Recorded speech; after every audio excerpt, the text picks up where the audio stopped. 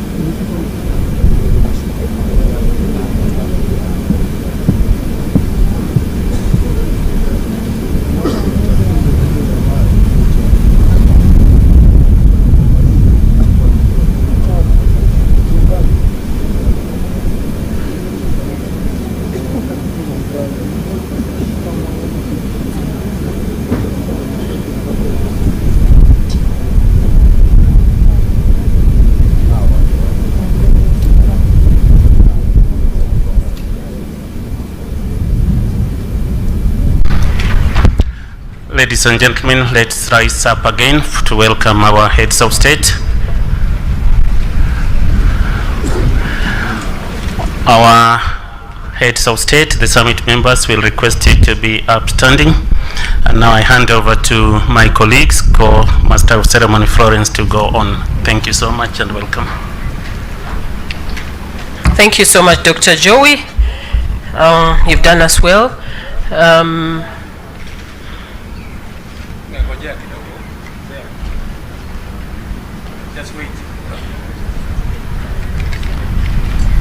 Please let's be seated while we wait for His Excellency President Museveni.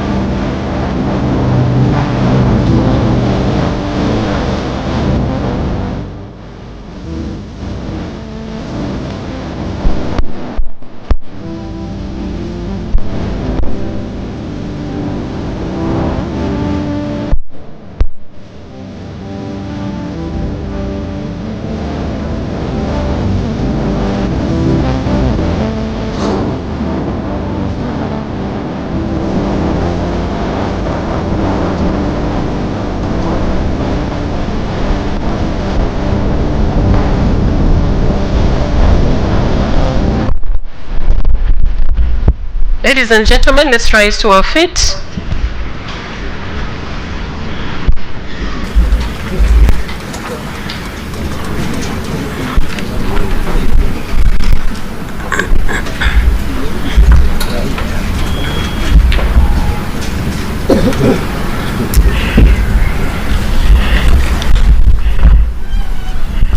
Your Excellencies, you're welcome to the 25th Summit of the EAC Heads of State. May I now invite the band to play for us the EAC anthem and the anthem of the United Republic of Tanzania.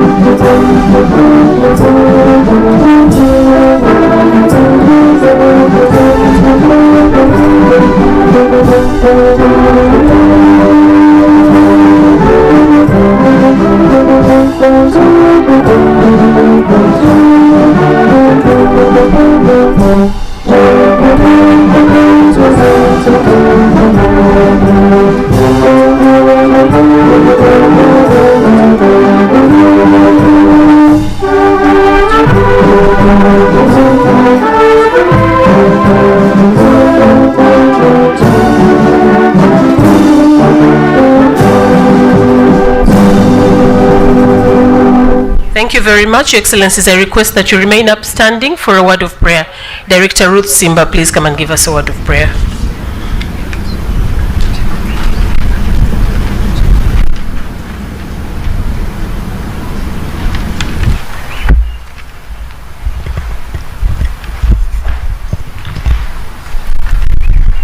Your Excellencies, distinguished delegates, ladies and gentlemen, may we humbly bow our heads for a word of prayer. Almighty God, creator of heaven and earth, most merciful and compassionate, we give you thanks for the gift of this day and for the privilege of gathering in service to our community at this meeting of the Summit of Heads of States. We humbly seek your guidance and wisdom as we deliberate on matters of importance to the East African community. Bless this gathering, O Lord. Grant us clarity of mind, integrity of purpose, and the spirit of cooperation as we engage in our discussions. May our deliberations continue to be guided by mutual understanding and a shared commitment to the well-being of our people. Strengthen the bonds of our unity and continue to guide us as we make decisions that advance peace, prosperity, and sustainable development across our region. May the outcomes of this meeting contribute to greater harmony, progress, and integration within the community. We offer this prayer in faith and humility, trusting in you, the most merciful and compassionate God. Amen. Thank you very much, Director Ruth. Your Excellencies, please be seated.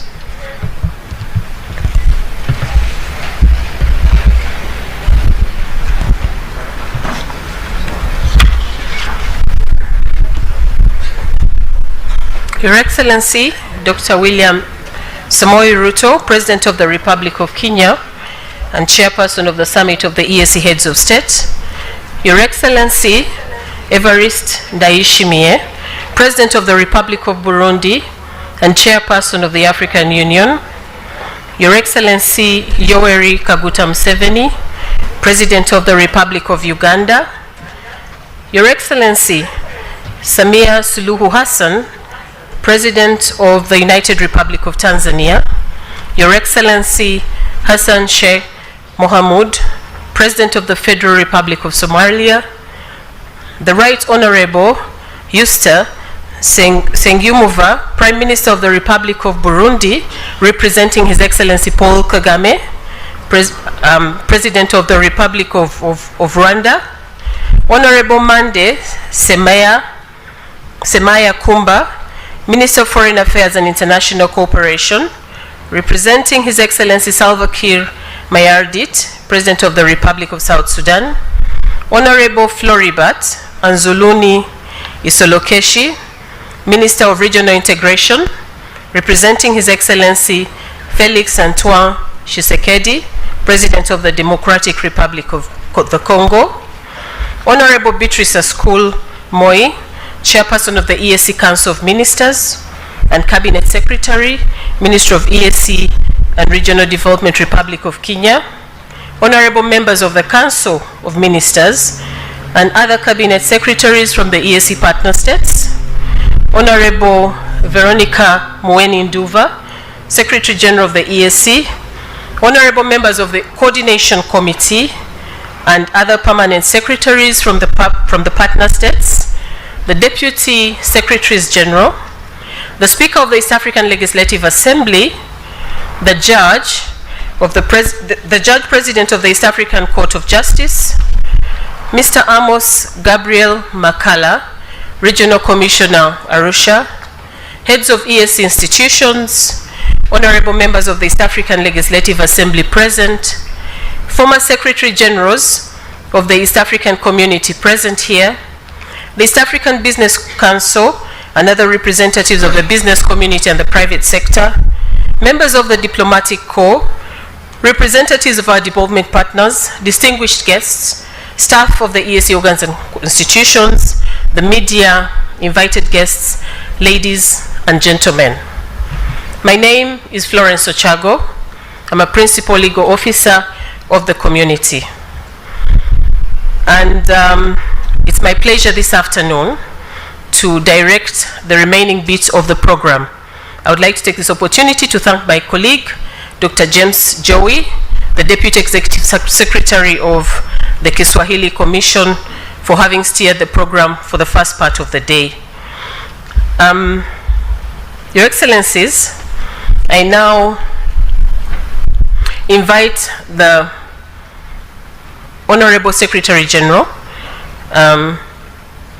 Ms. Veronica Nduva, to welcome the heads of state to the 25th meeting of the EAC heads of state. Secretary General, welcome.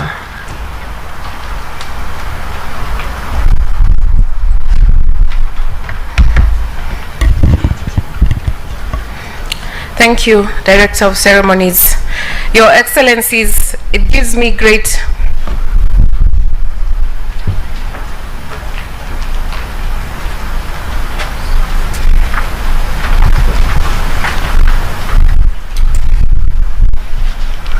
Pardon me, Your Excellencies.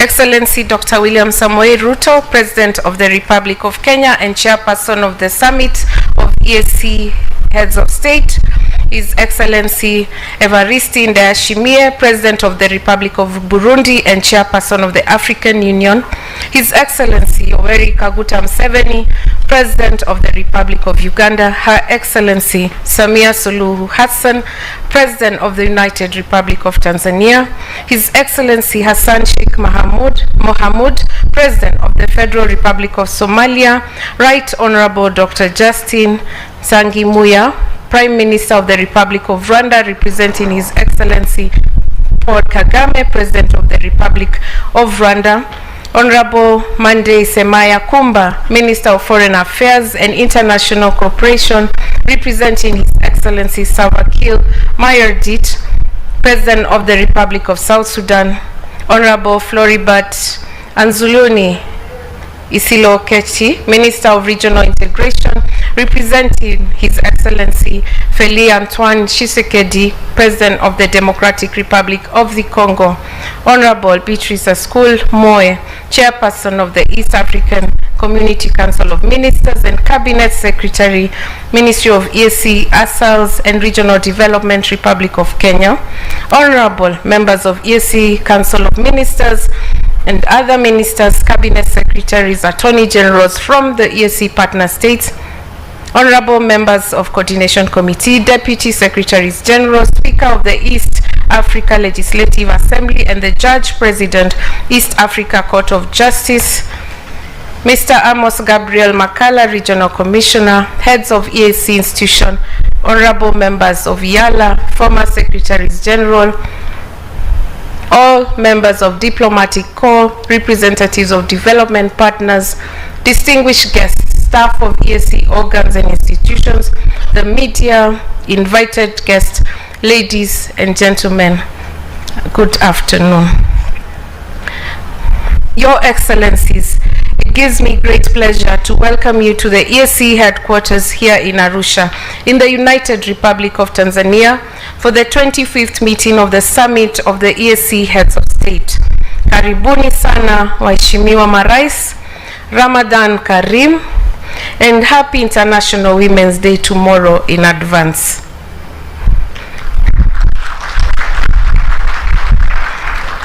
Allow me to begin by thanking His Excellency Dr. William Samoei Ruto, President of the Republic of Kenya and the Chairperson of the Summit, for the confidence expressed in my abilities by nominating me to the high office of Secretary General of the East African Community. Thank you, Your Excellency. Through my appointment, Your Excellencies have set the record for the first woman and the youngest of the 7 to hold the position of Secretary General of the community. Thank you. demonstrating the goodwill and confidence that your excellencies have in the abilities of women as leaders, thereby igniting the aspirations of many young women to take up the responsibilities in the public space in our community.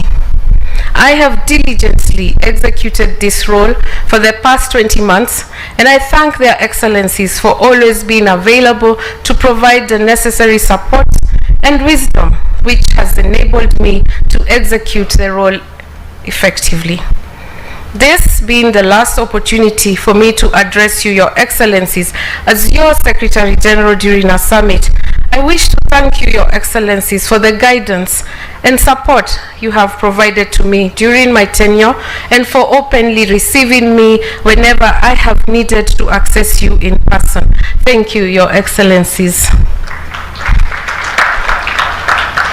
Your excellencies, I assumed office at a delicate time when the ESC was facing institutional credibility challenges, financial constraints, and human resource limitation. I set my priorities as organizational stabilization, confidence rebuilding, and repositioning of the ESC as a people-centered community. Your excellencies, permit me to reflect on some of the milestones achieved by the community over the past 20 months where I have been in charge of the management and operations as Principal Executive Officer. I am handing over the mantle at a time when there are more women trading across our borders, especially in micro, small, and medium enterprises. The number of students crossing the borders to access education in other partner states has grown further, entrenching our integration. The visibility of the organs and institutions The visibility of the organs and institutions of the community has increased with deliberate efforts to broaden engagements to include the private sector, youth, women, students, and civil society in community discussions. The digital footprint of the ESC has been enhanced. The ESC currently stands out from other regional economic communities in Africa in the promotion of an open, safe, and secure digital future for all. Accountability and professionalism within the organs and institutions of the community has been strengthened through enhanced internal controls and updating administrative instructions and procedures. We have deliberately increased engagements with our development partners, resulting in increased technical and financial support to ESC programs and activities impacting our people. I take this opportunity to specifically thank the development partners who have continued to trust and who have continued to have trust and confidence in our capacity and have exercised true partnership by providing direct financial support to our organs and institutions. Your Excellencies, as I conclude, I would like to convey my deepest appreciation to the staff of the organs and institutions of the ESC, whose dedication and professionalism continues to drive the work of the community. I also wish to acknowledge the tireless efforts of the Council of Ministers, whose continued engagement and policy guidance has been instrumental in supporting the work of the community and advancing the regional agenda. Your Excellencies, despite the financial, operational, and geopolitical challenges that we have faced, I remain confident that the East African community remains strong, resilient, and firmly on course towards achieving the milestones and aspirations set out in the treaties. Your Excellencies, I wish you fruitful deliberations and look forward to renewed direction and impetus in the achievement of the objectives of the community. I wish to thank you for your kind attention. Asanteni sana. Thank you very much.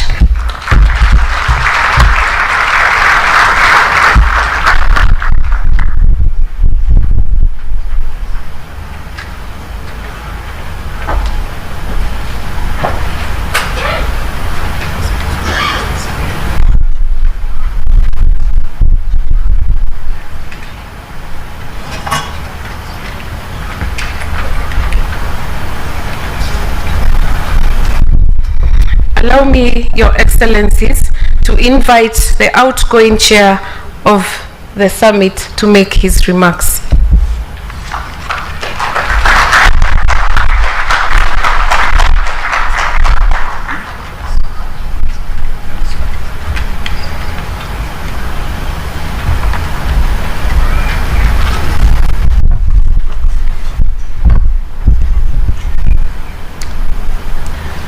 Thank you very much, Madam Secretary General.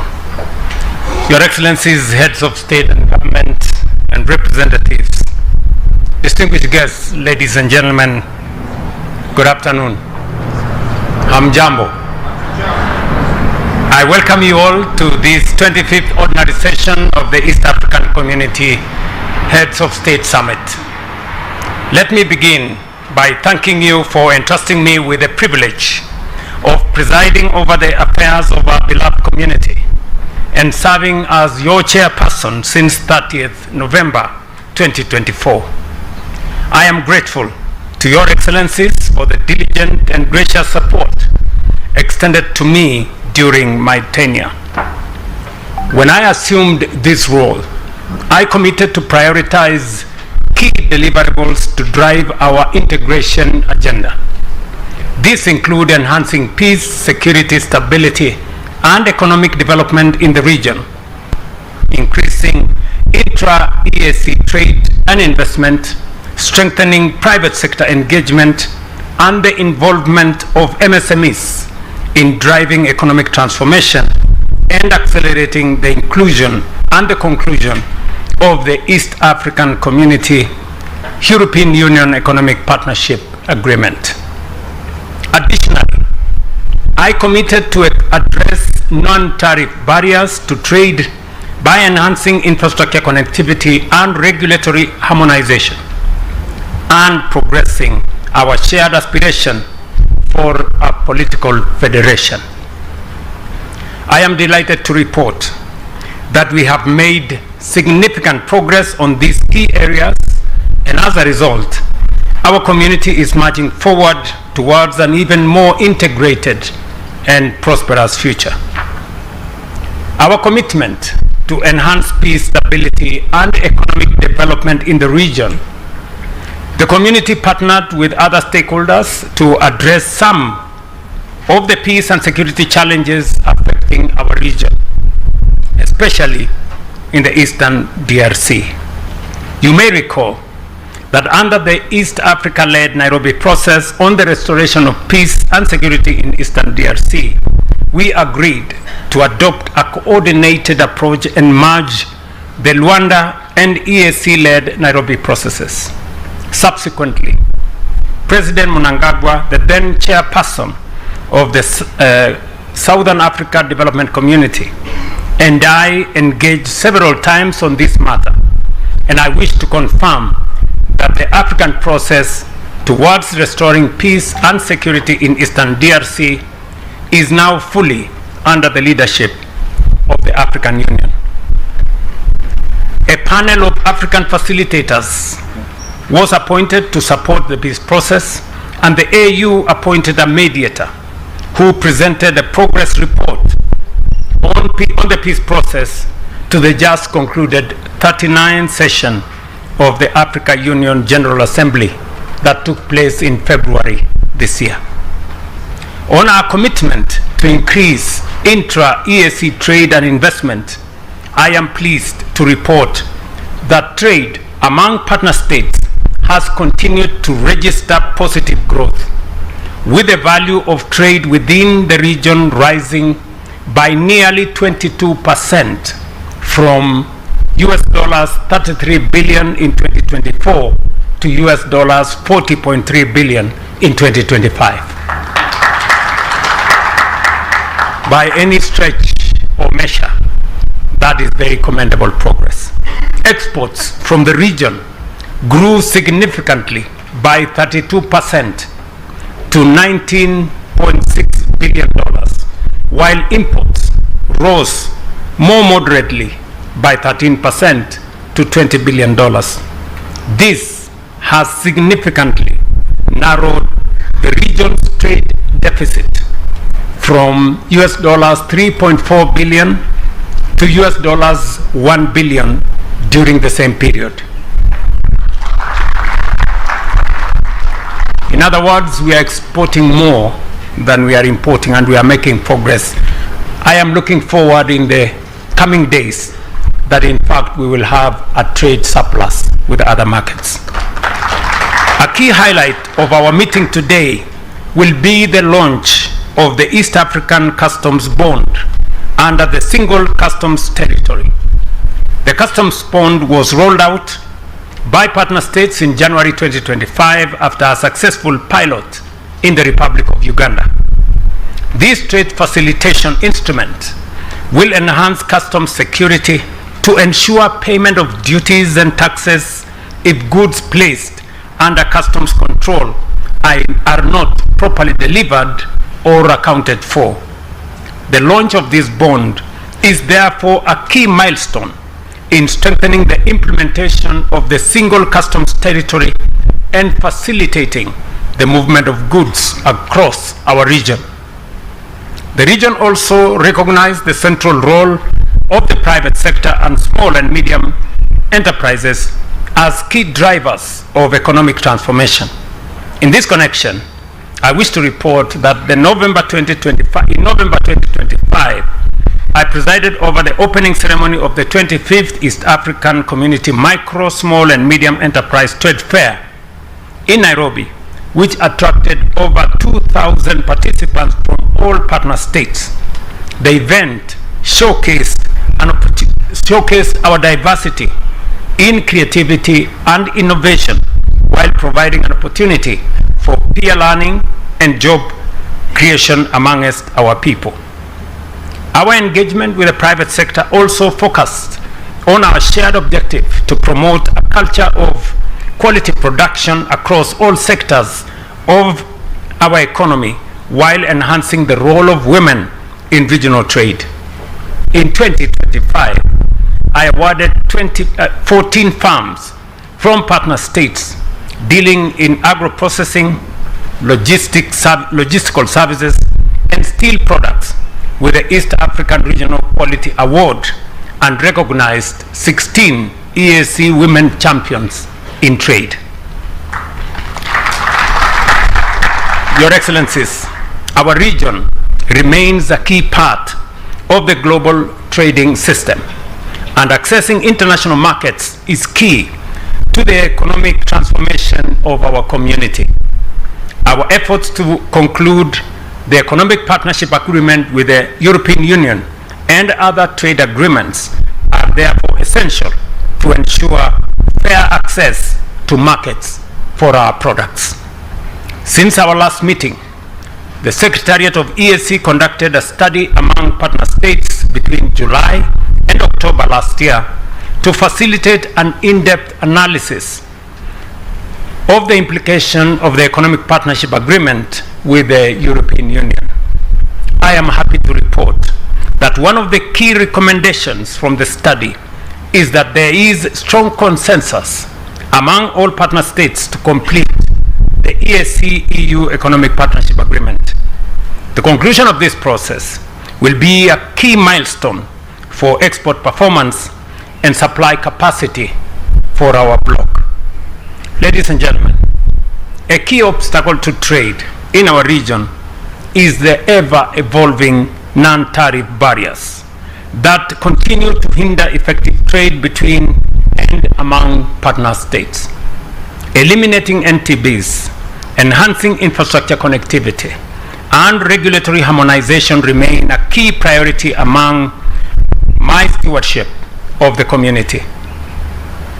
I am therefore pleased to inform you that our concerted efforts to eliminate non-tariff barriers have yielded results, with the number of reported barriers declining by about 56% from 61 NTBs in 2024 to 27 NTBs in 2025. I am sure that my successor is going to drive this effort into the future to ensure that we eliminate roadblocks and barriers to trade between our partner states. Further, it is encouraging to note that the community continues to harmonize regulatory frameworks to facilitate implementation of commitments under the Customs Union and the Common Market to support and enhance trade among partner states. As a result, partner states have developed procedures in sanitary and phytosanitary measures, compilation and dissemination of statistics, and common procedures for notification among partner states on national regulatory measures introduced by partner states. I am confident that once these procedures are adopted by the Council, they will further facilitate the fulfillment of our commitments. Significant implementation milestones have been achieved on key arteries, including feasibility study for the Nairobi-Nakuru-Mau Summit Highway in Kenya, the Kampala-Jinja and Jinja-Malaba-Busia-Kisumu Road corridors in Uganda, and the Morogoro-Chalinze section in Tanzania. A market-sounding conference for the Jinja-Malaba-Busia-Kisumu section was held in November 2025. The construction of the Mombasa-Tanga-Bagamoyo Coastal Road has progressed to 62% completion, with 460 kilometers of the 720 stretch already operational, opening new economic corridors and reducing transit time for cargo by 40%. In a similar trajectory, the rail transportation sector has witnessed remarkable transformation. The Kenya-Uganda Standard Gauge Railway Agreement, signed in March 2025, commits both nations to completing the Nairobi-Kampala link by 2028, cutting travel time from 14 hours to 4 hours and freight costs by 35%. In fact, on 20th this month, we will be launching the actual construction of the road of the rail in Kisumu with President Museveni here. The Tanzania SGR services, which started on 14th June 2024, move an average of 10,000 passengers a day from Dar es Salaam to Dodoma, while freight services from Pugu Station to Ihumwas ICF started on 27th June last year. A great stride in our community. On inland lake transportation, the Lake Victoria Transport Corridor has been revitalized through the commissioning of 6 locally constructed cargo vessels in the past 3 years, with a combined capacity of 3,500 tons, increasing cargo movement across the lake to 890,000 tons annually. Your Excellencies, on the services sector, regional tourism has experienced growth through our unified approach. The EAC participation in the Berlin International Tourism Bus in March 2025 as a single destination showcased our collective tourism potential to 10,000 international exhibitors and 160,000 visitors. In terms of people-to-people and intergovernmental cooperation, 3 partner states, Kenya, Uganda, and Tanzania, successfully hosted the African Nations Championships, CHAN, registering very remarkable progress. I am confident that we have set the tone, and with the investments we are making in sporting infrastructure, we are moving beyond our traditional athletics to competitive and commercialized sports and sporting value chains that will create jobs for our people. Our commitment to value chains in sports, the EAC adopted the United Nations Global Digital Compact, which promotes an open, safe, and secure digital future for all of us. In July 2025, the EAC joined the Artificial Intelligence for Good Impact Initiative, which seeks to drive meaningful change using AI technologies and telecommunications, advance global AI capacity, and provide a platform to democratize AI education and foster global capacity building. These steps are building blocks for a trusted, interoperable, and inclusive digital economy that supports trade, financial integration, innovation, and service delivery across our borders. Excellencies, looking ahead, there is need to explore new frontiers of cooperation that address the growing needs of our people. The community has the opportunity to leverage emerging technologies to drive economic transformation for our youthful population. A deliberate and strategic focus on development of integrated digital infrastructure, harmonization of ICT policies, and promotion of digital literacy across the region can leapfrog the development of our region by connecting business and governments while creating immense opportunities for our people. Consolidating value addition in textile also presents immediate opportunities. The EAC must harmonize textile standards, provide resources for ginning and spinning factories, and jointly market EAC textile to global buyers. The European, Asian, and African markets offer combined opportunities worth $6.8 billion annually if we position ourselves strategically. Ladies and gentlemen, the achievements we have recorded over the past year demonstrate that the EAC is capable of delivering transformative change when we work together with unity of purpose and clarity of vision. While we celebrate these achievements, we must acknowledge persistent challenges that require our collective resolve and action. Delayed and non-remittance of statutory contributions to the EAC budget continue to hamper our ability to implement development projects and fulfill our collective commitment.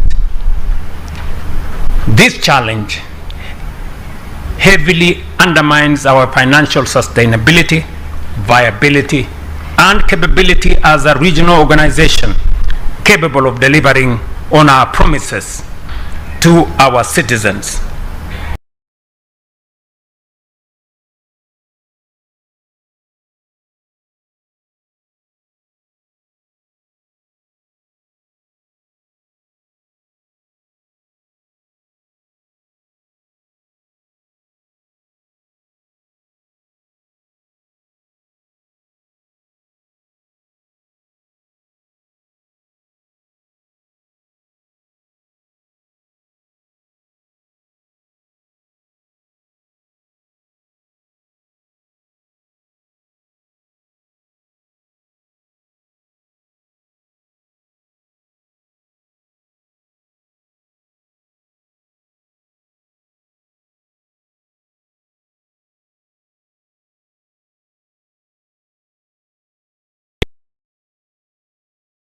% by assessed contribution.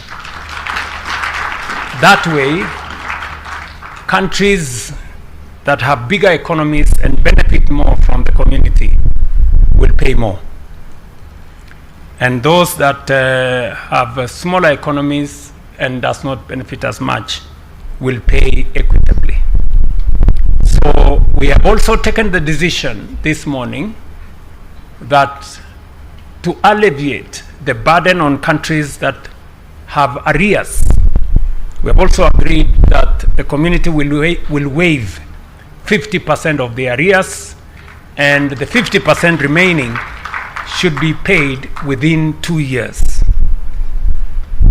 We have also agreed on some consequential decisions on how to run the affairs of our community, because the statute that established the community was formatted when we had only 3 countries, and there was no need for a quorum. It is increasingly becoming difficult to get consensus of all countries now that we are 8 and counting. We have therefore taken the decision that decisions of the community will be made by consensus or by 65% of members. That will make our community much more effective and efficient.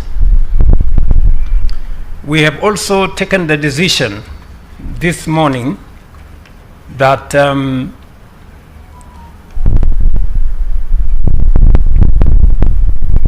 members of our East African Legislative Assembly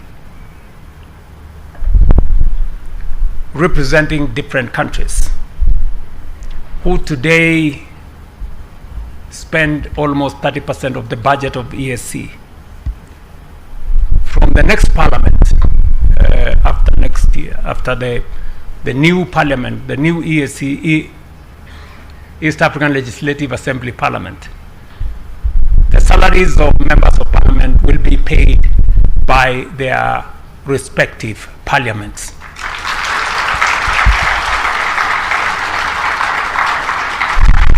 That will significantly reduce the burden on the East African community, so that we can spend more resources in making sure that we have an effective East African community. Only allowances of members of parliament, therefore, will be paid by the ESC whenever they do their business, but salaries will be paid by their individual countries. We have also taken the decision, because I said that we have taken some very consequential decisions today, that the 5 senior positions in ESC, Secretary General, Speaker, President of the Court, and the 2 Deputy Secretary Generals, countries nominating individuals to these positions must have ratified the treaty, must have done all the requirements of the treaty, so that we can look into the future and make sure that the political will to belong and to be part of this community is registered by all member states. And finally, we have also taken the decision that the salaries of our employees as the East African community have not been reviewed for the last, we are told, since 2006. And therefore, we have taken the decision that there will be a review of salaries beginning January next year.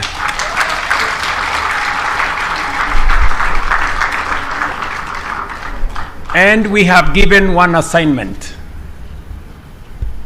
The issues we have mentioned here are not subject to any other discussion by any other person.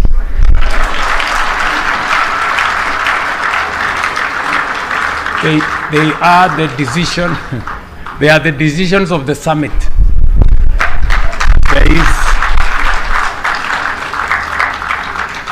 There is a tendency for bureaucracy to go and massage some of the decisions we have made. And we have said the new formula should apply from, the new formula for contribution should apply from July this year. So,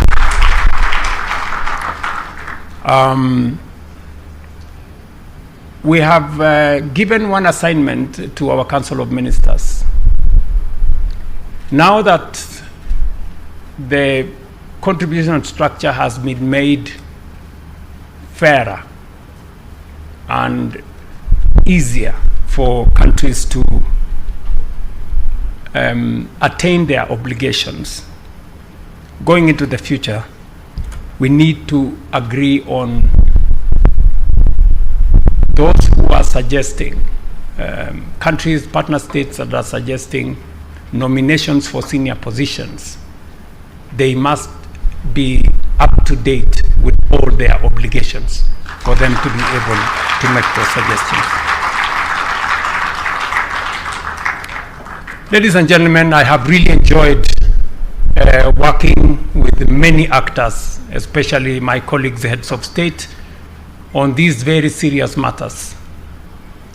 I have applied my mind to it. We have had consultations and discussions with my colleagues, and I want to thank them for their immense contribution and support. As I hand over the chairmanship of the EAC Summit, I take this opportunity to register my sincere appreciation to all members of the Summit of the EAC Heads of State for the goodwill and cooperation extended to me and to the Republic of Kenya since 30th November 2024, when I assumed the position as chair of the EAC. I also wish to commend the Council of Ministers for their dedication and excellent work that they have done to further the integration of our region.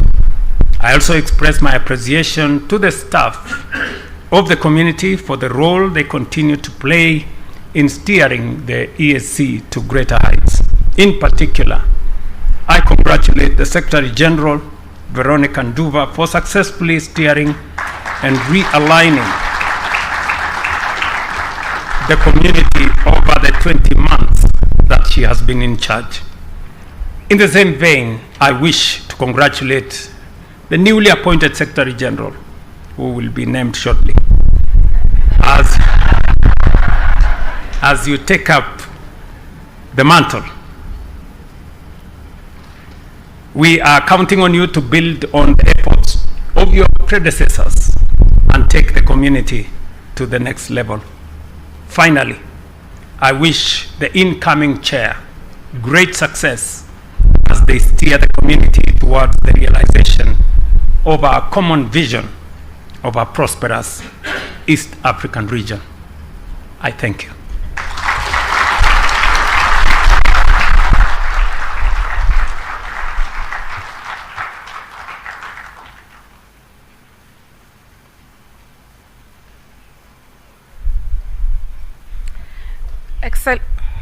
Excellencies, as you are aware, one of the items during the closed session was the change of bureau.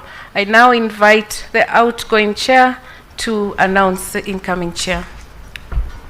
Your Excellencies, invited guests, all protocols observed, Article 12.2 of the treaty provides that the office of the chairperson is held in rotation for a year. During the closed session of the summit, the heads of state have decided that the Republic of Uganda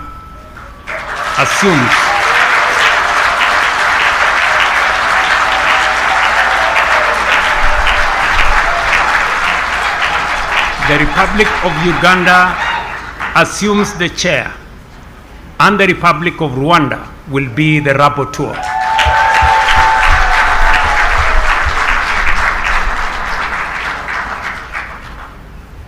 Do I need to know? Okay, so I think we will now facilitate the handover so that Excellencies, incoming chair and outgoing chair, this is the time to do the official handover. You will hand over the gavel to the incoming chair, and the chair of the EAC Summit of Heads of State, His Excellency Yoweri Kaguta Museveni, will assume the position of the chair. Congratulations, Your Excellency.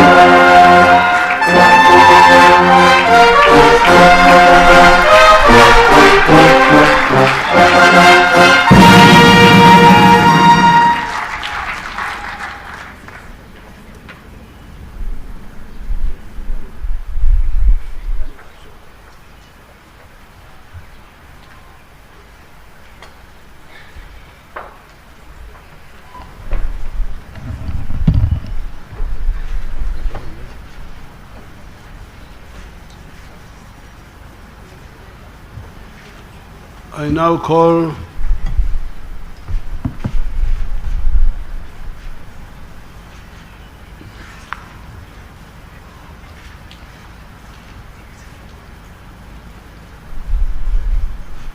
Excellencies, good afternoon.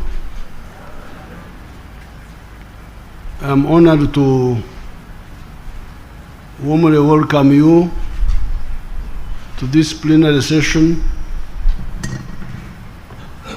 of the 25th Ordinary Summit of the EAC.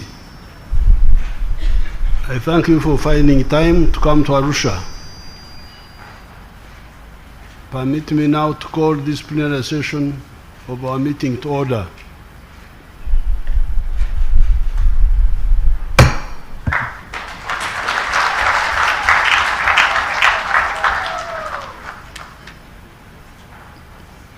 Secretary General, please confirm that all members of the summit are here or represented. Thank you, Honorable Chair. With the presence, according to our rules of procedure of the conduct of the meeting, with the presence of the Republic of Kenya, the Republic of Burundi, the Republic of Uganda, the United Republic of Tanzania, the Federal Republic of Somalia, the Republic of Rwanda, the Republic of South Sudan, and the Republic of the Democratic Republic of the Congo, I hereby wish to confirm that the Bureau is constituted. Excellencies, the provisional agenda was circulated before the meeting. Are there any objections to the adoption of the agenda?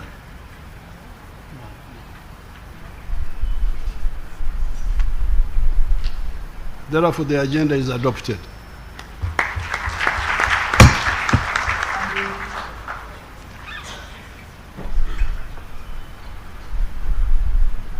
Before we commence the substantive business, I would like to thank Her Excellency Mama Samia Suluhu Hassan for the hospitality extended to all delegations since we arrived in Arusha.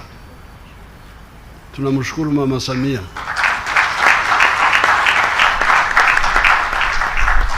Kwa kutupokea vizuri.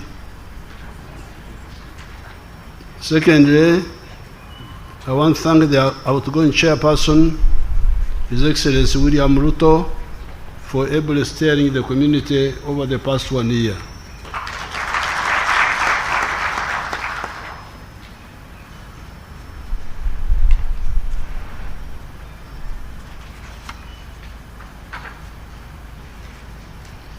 Excellencies, I now invite the chairperson of the East African Council of Ministers to present to the summit the report of the Council of Ministers.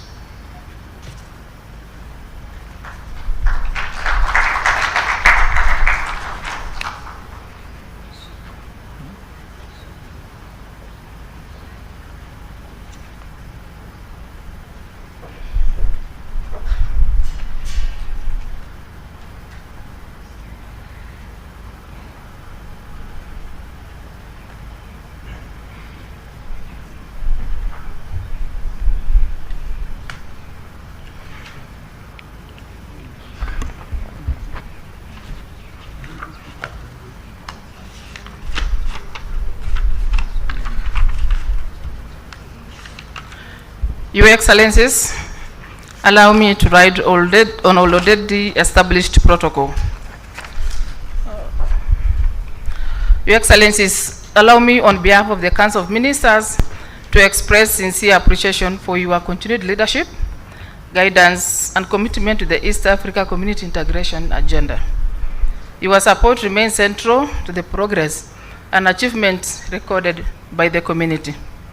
Your Excellencies, the theme of this 25th Ordinary Summit of the East Africa Head of States is deepening integration for improved livelihoods of East Africa community citizens. It reflects a community commitment to strengthening regional integration as a pathway to enhance economic opportunities, promote sustainable development, and improve the quality of life of the people of East Africa. Your Excellencies, it is my honor to present the report of the Council for the period 30th November 2024 to 31st December 2025, highlighting key progress made in advancing the objectives of the community under the pillars of custom union, common market, monetary union, and political federation. Under the custom union pillar, the region recorded notable growth in trade. Total international mechanisms and mechanized trade increased from $33 billion in the third quarter of 2024 to $40.3 billion in the third quarter of 2025, representing a growth of 21.9%. Export grew by 32.3%, while imports increased by 13.3%, significantly reducing the regional trade deficit. Intra-EAC trade also expanded by 15%, increasing from the $4.2 billion to $4.8 billion during the same period, reflecting a continued efforts by the partner states to promote regional trade. Trade with the rest of Africa also increased, accounting for 32.2% of the community total trade during the same under review. Progress was also recorded in the implementation of the single custom territory, including the rollout of East Africa Custom Bond, which Your Excellencies are launching today. Once fully operational, the regional bond system is expected to release close to $2 billion in previously tied up working capital, while significantly reducing administrative costs associated with multiple national bond regimes. This will reduce the cost of doing business and enhance efficiency in regional trade. Efforts to eliminate non-tariff barriers also continued through established regional mechanisms, which resulted into elimination of 35 reported NTBs. At the regional and continental level, the community continued to strengthen its engagement in broader trade integration initiatives. The EAC assumed the chairmanship of the COMESA EAC ZADAC tripartite task force and is currently leading preparations for the tripartite summit, which will be hosted by East Africa Community Kenya later this year. Your Excellencies, under the common market pillar, the community continued to implement programs to strengthen enterprise development, improve the investment climate, and promote regional connectivity. The 25th EAC Macro Small Media Enterprise Trade Fair, held in Nairobi from 5th to 16th November 2025, brought together over 2,000 exhibitors from across the partner states, creating significant opportunities for cross-border trade and enterprise partnership. To improve the regional investment climate, the community adopted the East Africa Community Principles of Harmonization of Investment Laws to guide partner states in aligning their national investment frameworks. In the aviation sector, the community inaugurated the East Africa Center for Aviation Medicine in Nairobi in collaboration with the Kenya Civil Aviation Authority. The center will provide standardization regional aeromedical medical oversight training. The community also unveiled the new regional tourism brand, Visit East Africa, Feel the Vibe, to the international market during the International Tourism Boaz in Benin in March 2025. The initiative seeks to promote EAC as a single tourism destination and increase international tourists' arrivals. In addition, the community developed a regional framework on pandemic prevention, preparedness, and response aimed at strengthening public health resilience across the partner states. Your Excellencies, under the Monetary Union pillar, the community continued implementing the revised roadmap towards the establishment of East Africa Monetary Union. The community also adopted a framework for coordination of monetary and fiscal policies as an EAC cross-border payment system master plan to guide modernization and integration of payment systems across the region. Your Excellencies, under the political federation pillar, the community has continued to engage in stakeholders consultations on the draft constitution of the EAC political confederation. The community also remained actively engaged in supporting regional peace and security initiatives, including the EAC-led Nairobi process for peace in Eastern DRC. Your Excellencies, the community has also finalized the 7th EAC development strategy for the period 2026-2027 to 2030-2031, which Your Excellencies will be launching during this summit. The strategy is anchored on the vision of attaining an integrated, stable, and resilient EAC that ensures shared prosperity for all East Africans. Your Excellencies will also recall the continued involvement of the youth in the integration process through the EAC secondary school essay writing competition. During this summit, Your Excellencies will recognize and award the regional winners of 2024 competition. The Council commends these students for their creativity, dedication, and the thoughtful contributions towards the advancing the ideals of EAC integration among the youth. Your Excellencies, allow me to express appreciation to my colleagues, the members of the Council, the Secretary General, the Speaker of the East Africa Legislative Assembly, the Judge President of the East Africa Court of Justice, and the staff of the community organs and institutions for their continued dedication to advancing the EAC integration agenda. Your Excellencies, the details of what the community has achieved during the period under review are contained in the report of the Council to the summit, which has been submitted to you, Your Excellencies. I thank you so much for your attention.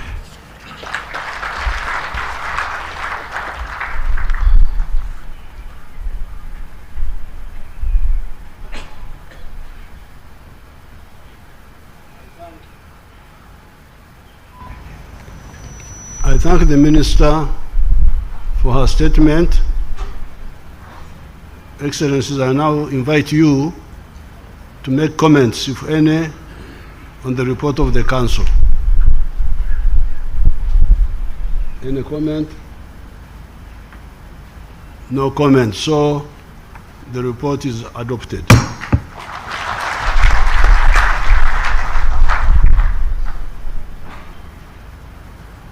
I will now make my statement.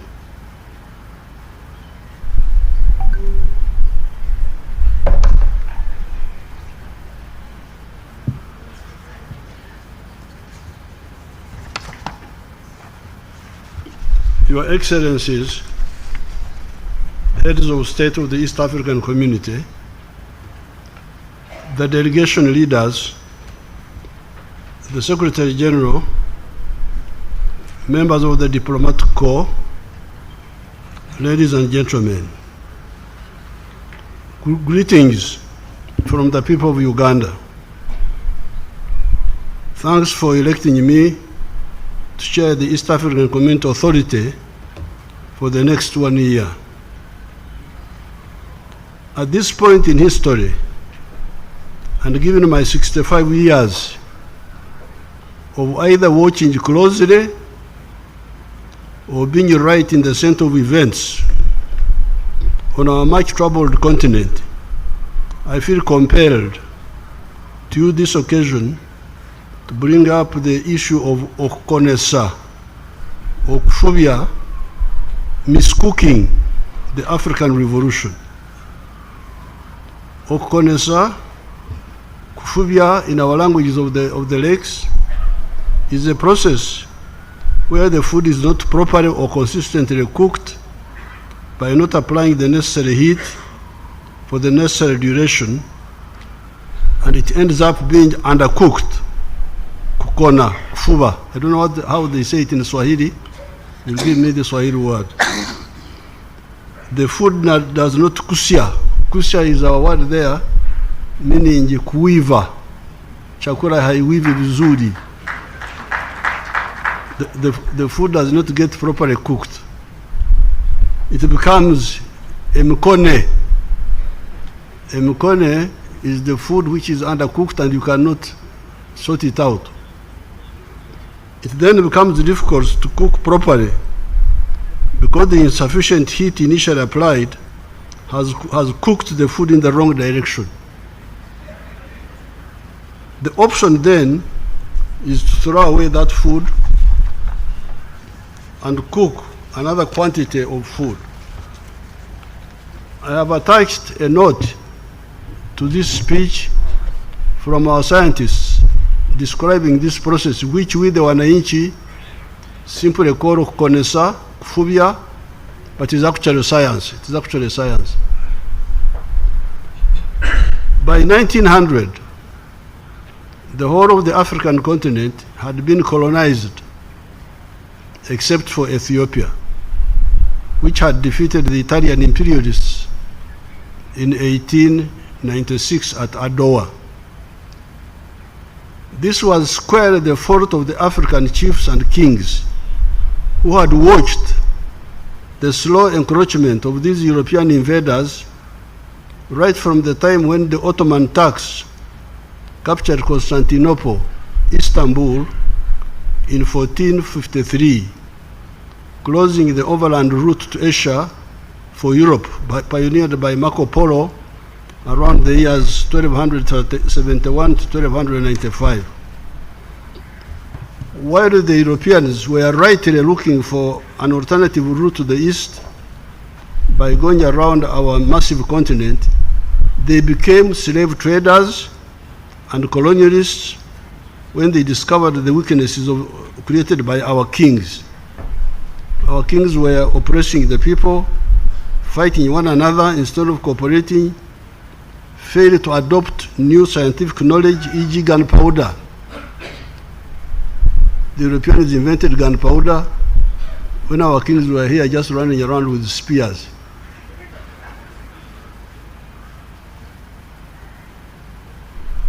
Many of the kings participated in the slave trade, selling our people. The Bible says the wages of sin is death. It says in the book of the Romans, chapter 6, verse 23. And somewhere else the Bible says, whatever a man sows, that's what he reaps. It says in the book of the Galatians, chapter 6, verse 7 to 8. By 1900, all those African kings were either dead or captured or had capitulated to subservience. They had squandered the time when they could have done the necessary changes to immunize us against domination. Ever since 1498, when Vasco da Gama passed by the East African coast, here in Zanzibar, Mombasa, attacked Mombasa. Vasco da Gama actually attacked Mombasa and continued to India. It was a whole 402 years wasted. Those kings wasted 402 years. No scientific innovation, no unit among themselves, etc. They paid for their mistakes. Kabarega, our kings there in Uganda, Mwanga, Chetwayo, the one in South Africa, even here Mkwawa, I don't know whether he was captured or what. He tried to fight, etc. were either dead or captured. Unfortunately, the whole of Africa also paid for having slaves torn away from their country, freedom hijacked, resources stolen, etc. Africa, by 1900, was facing a catastrophe. Some of the people that were colonized in Latin America, North America, Australia, were exterminated, or only very few of them are still surviving, and their lands were taken over by other people. However, while the leadership of Africa has been problematic for centuries, the populations are tough, hard-working, and wealth creators for millennia. Unlike the American Indians or Aboriginal Australians, we died during the colonial aggression, but did not perish. Our cattle, goats, sheep, chicken, etc., that stay with us in our hearts, had long vaccinated us against the deadly zoonotic diseases between man and animals that had exterminated the other indigenous peoples. That gave opportunity for new and more potent forces to emerge and become the vanguard of the African resistance. Who were these who resisted? There were two clusters initially. The African American Pan-Africanists in the persons of W.B. Du Bois, Marcus Garvey, Pademore, etc., and the African National Congress of South Africa that was founded in 1912.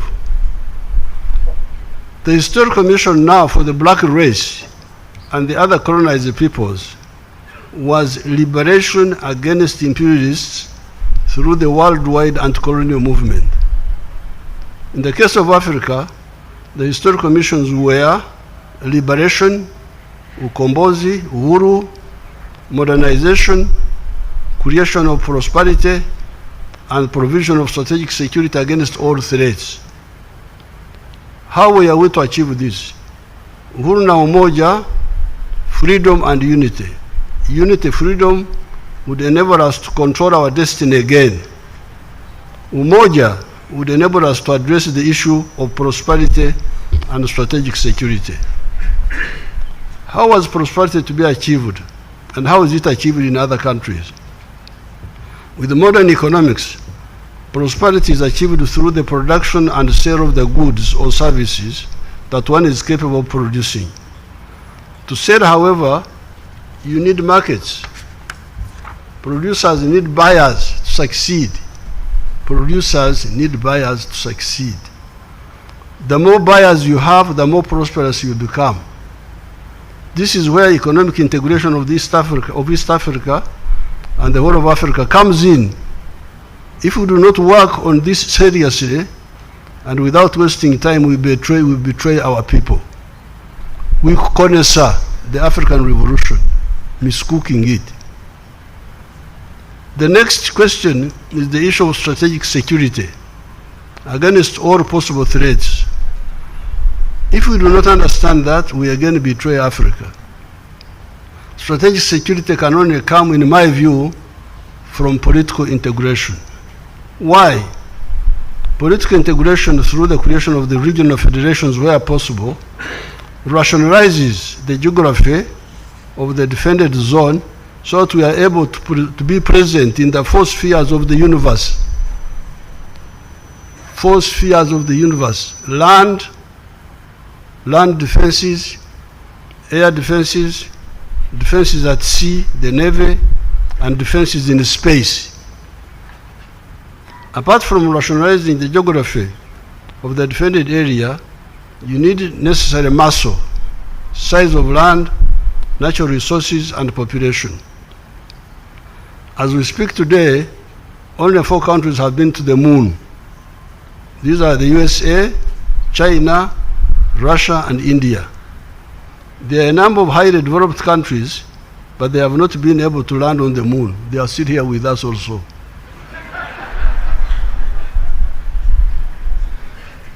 Is there something to size? In any case, there is no harm in having a big political unit through the political integration where possible to conclude this short statement. We need to answer the following questions. These are: if we do not create a big market, how do we intend to encourage and support the wealth creators in the respective countries? If we do not create a big and reliable market for our wealth creators, how do businesses expand to produce more products, create more jobs, and pay more taxes? The answer is, if we are not able, no, the other question is, if you are not able to operate in the four spheres, land, air, sea, and space, how do we hope to guarantee our strategic security? Somebody is on the moon looking at you, you don't see him, how do you protect yourself?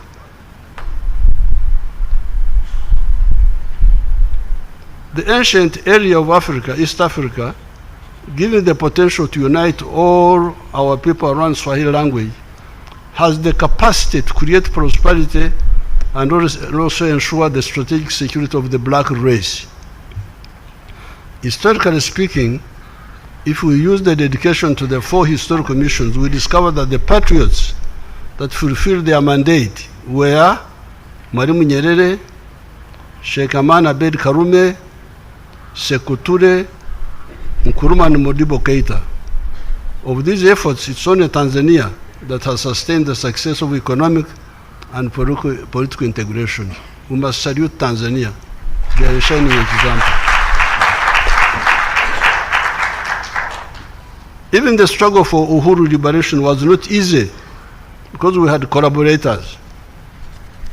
However, mainly because of the combination of the African resistance, ANC of South Africa, the Mau Mau in Kenya, etc., the global anti-colonial movement in Asia and Latin America, the emergence of the socialist camp following the victories of the communists in Russia and China, and the imperialists weakening themselves with their inter-imperialist wars of 1914, 1918, 1939, 1945.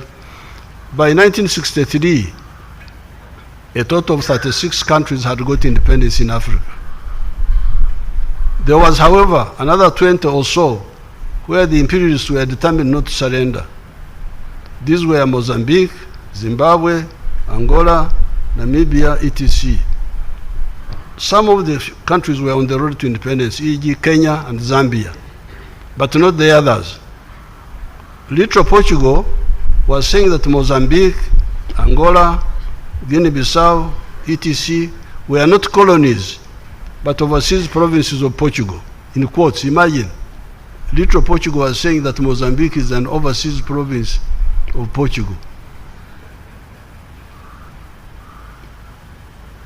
And that the black Africans can become black Portuguese assimilados by forgetting their culture.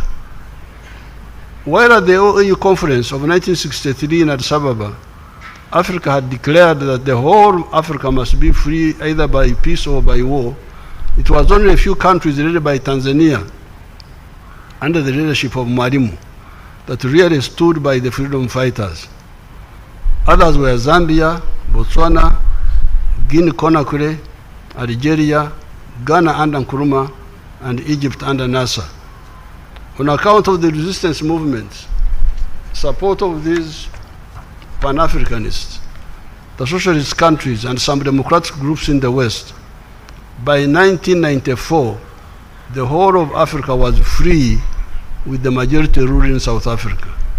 So by 1994, we had spent a whole century trying to liberate Africa from these invaders. And the last country to be free was South Africa in 1994. I'm glad to say that although the revolutionaries in Uganda arrived on the scene late, from 1989, we were able to give serious support to the ANC of South Africa and the PSC in the form of military training, logistics, educational opportunities, etc. Africa had therefore, as the century of shame for African continent, where the whole of it had been colonized and a half a millennium of plunder by the European and Arabs with the slave trade, come to an end, become free. Africa had become free. Uhuru, freedom had come. The question was, where is Umoja? Because you remember, it was Uhuru na Umoja. Uhuru came. Now the question was, where is Umoja? Umoja for economic prosperity through economic integration in order to create big markets to support the efforts of the African wealth creators and umoja for political integration where possible to create strategic security for the black race on land, in the air, at sea, and in space. Yes, some of the efforts for economic integration have moved. I worked with Mzee Moi, Mzee Mwinyi, Mzee Mkapa to revive the East African community. You remember this community had broken up. So when we came into government, immediately we started working with Mzee Moi, Mzee Mwinyi, later on Mkapa. We brought it back, 1999. I salute Rwanda, Burundi, South Sudan, Somalia, and the Democratic Republic of Congo for joining the East African community. Let us fully implement the Charter of the East African Community and the roadmap, as His Excellency Mr. President Ruto was reporting. How about COMESA and the CFTA, the Continental Free Trade Area? Some actors seem to treat this integration as optional. In my view, I have always held that it is mandatory to unite or risk perpetual marginalization. How about political integration? In the case of East Africa, we the Pan-Africanists have never relented. Ever since the student days in the 1960s, we have been struggling for that integration, supporting our elder Pan-Africanists, Mwalimu Nyerere, Abeid Karume, Kenneth Kaunda, Arap Moi, etc. With Mzee Kibaki, Mzee Mkapa, Prince Kagame, Prince Nkurunziza, we called for the fast tracking of the federation in the year 2014. However, on account of the awkwardness of the African Revolution, seeing what is happening in much of Africa, instead of uhuru na umoja, in many countries, in many areas, we have got uhuru na uhasama. Is it uhasama? Uhasama is correct. Discord. Discord. Yeah. Mnaona Kiswahili changu? Msinichezee.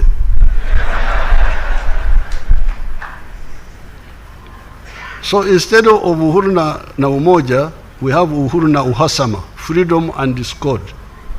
In Uganda, we have a Uganda proverb. It goes like this. Ekitata muhima tekimumala konte. In English, it means that if a muhima, one of the tribes in Uganda, does not die, even if he loses cattle, on account of his dedication to cattle keeping, he will do everything possible to get new cattle.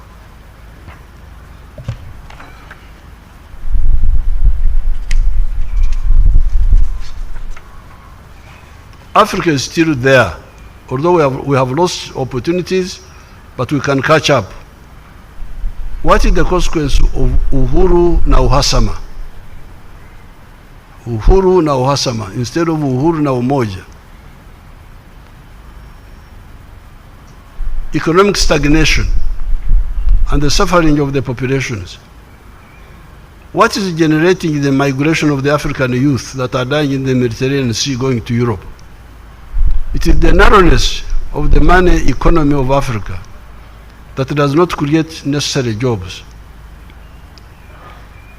One of the consequences of not fully integrating our markets, investors get frustrated when they cannot export within even the East African community. The GDP of Africa today, the GDP of the whole of Africa is US dollars 3.6 trillion. The whole of Africa, Africa yote, the GDP is 3.6 trillion. That of the USA is US dollars 31.82 trillion. The GDP of USA is bigger than the one of Africa, more than 10 times. China is now 20.6 trillion. India is US dollars 4.18 trillion. Even little South Korea has got a GDP of US dollars 1.86 trillion. One may ask, why does the little South Korea have the that GDP size? One factor is that South Korea, because of the Cold War politics, benefited a lot from the USA market. However, in our Luganda language we say, Omugo oguli kumulirano chegobango. The stick in the neighbor's house will not help you to scare away the leopard. If the leopard comes to attack you, you are not going to say, I get a stick from the neighbor to chase the leopard. You must have your own stick in your own house. You need your own stick in your own house. You have seen Mr. Trump recently threatening tariffs on South Korea and others. The question we need to ask is, does size of the domestic market matter in terms of attracting investments, domestic or foreign? Because we have got economists, professors, what have you, they are very, very, but I think the size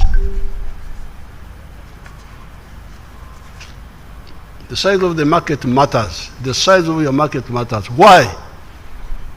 China opened up its economy in 1978, when many of the African countries were already under the pastoralism of the World Bank and the IMF, were already investing, implementing structural adjustment, all those things, etc. The Chinese are still communists. Chinese are communists. Yesterday, today, tomorrow. Yet the economy has attracted US dollars 2.7 trillion from outside since 1978. While the whole of Africa has attracted US dollars 1.8 trillion. The GDP of China in 1978 was US dollars 149 billion. 149 billion, that's what it was in 1978, the GDP of China. It is now US dollars 20.6 trillion. India opened up in the year 1991.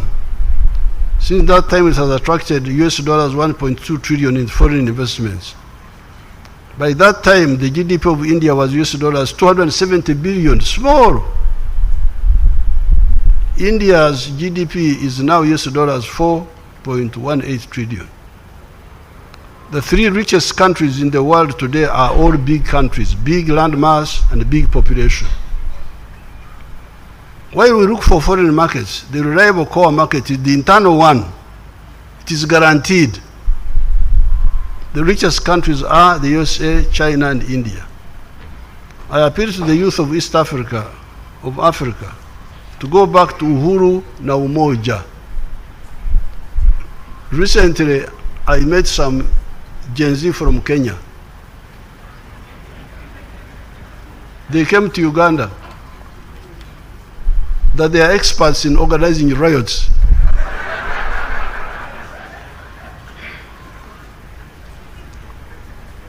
And they had come to Uganda to give technical support.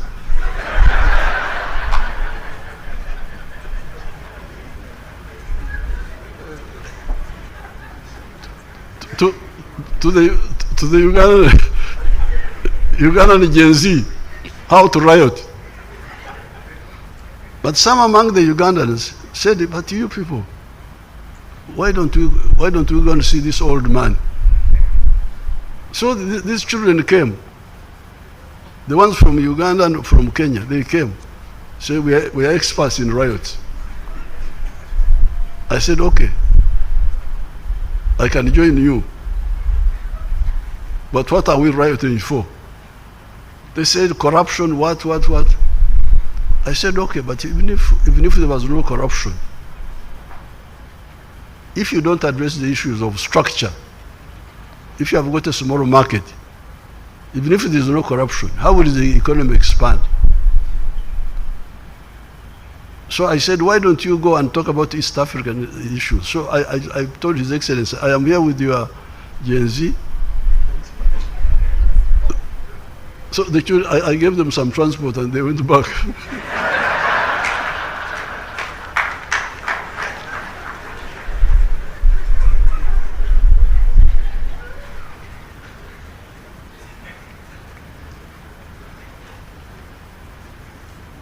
I appeal to the youth of East Africa to go back to Uhuru na Umoja. This Uhuru na Uhasama is really a disaster. I had the Last Supper with Mwalimu in a house near here in Arusha. Mr. Butiku and Mr. Marwa Adam were present. When I arrived for the dinner, I saw a Tanzanian girl who spoke Chihaya, whom I knew, standing on the veranda waiting for me. She was one of Mwalimu's aides. I greeted her in the Chihaya, which is close to the dialects of Uganda. Wabonaki, I said. She answered, Tinka boine kantushana na boneiwe. Abahaya mwachurra. Mwachurra echo. The greeting is in the form of a question. The question is, what have you seen? The answer is, I have seen nothing special except you now. Then I asked, Nokarono Mugursi, you work with Mzee these days? Her answer was yes. Mwalimu overheard us. He asked, Mnasema lugha gani? Mwalimu asked us, he didn't know. What language are you speaking? I explained to Mwalimu that all the dialects up to Mwanza are close to Runyankore, my dialect. I was surprised Mwalimu did not know that. Even the Kisukuma, Chinyamwezi, and other dialects in Tanzania, Rwanda, Burundi, Kenya, DRC, are close to the dialects of Uganda. Swahili contains a lot of words from the dialects of Bara kule kwetu, huko ndani, inland Africa. What God has put together, man shall not put asunder. It says in the book of Mark, chapter 10, verse 9. During that Last Supper with Mwalimu, here in Arusha, I was discussing with him the very issues I'm telling you now. God bless you.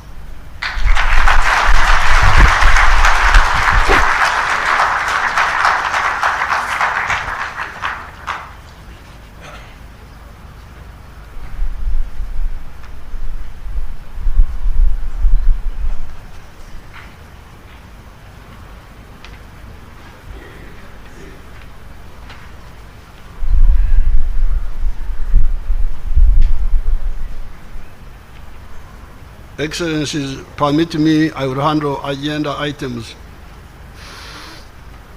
3 and 4 together.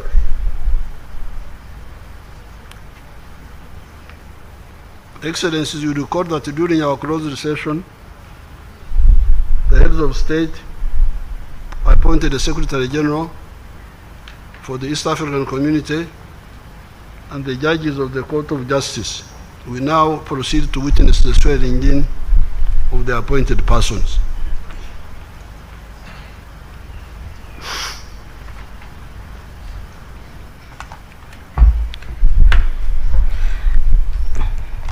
Excellencies,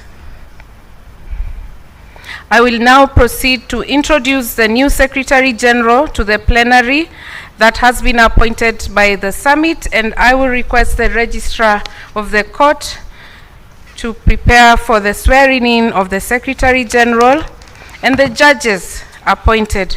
Her Worship, the Acting Registrar, Christine, be on standby to administer the oath of allegiance and oath of secrecy for the Secretary General and the judicial oath for the judges in that order.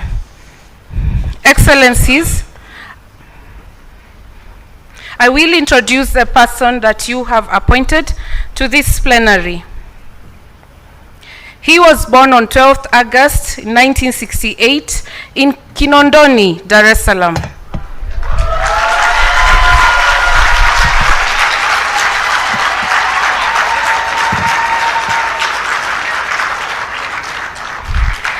He is an East African of Tanzanian origin and is a holder of a master's degree in economic policy management from Makerere University and a bachelor degree of arts in economics from the University of Dar es Salaam. He defines himself as highly motivated, conscientious, and committed civil servant with 28 years experience in civil service. The incoming Secretary General is well vested with a wealth of knowledge and experience on EAC integration, capacity building, with results of 19 years engagement on it. He has been steering the Tanzanian delegation in the Coordination Committee, meeting of senior officials of the EAC Council of Ministers, meeting of the EAC Sectoral Council at senior officials levels, leading Tanzanian experts in EAC technical meetings ranging from political, peace, security, finance, and administration initiatives, among others. During his 19 years of engagement in EAC activities, he has actively participated in negotiations of various legal and policy instruments as team member or leader of Tanzania delegation. At national level, he coordinates public and private sectors institutions participating in EAC meetings, as well as implementation of summit council sectoral decisions and directives in Tanzania. He boasts of his financial and human resource management skills and management team leader, director, and accounting officer, where at the ministry, clean audit certificates have been received for consecutive last 4 years. With your permission, Excellencies, allow me to ask Ambassador Stephen Patrick Bundi to stand up.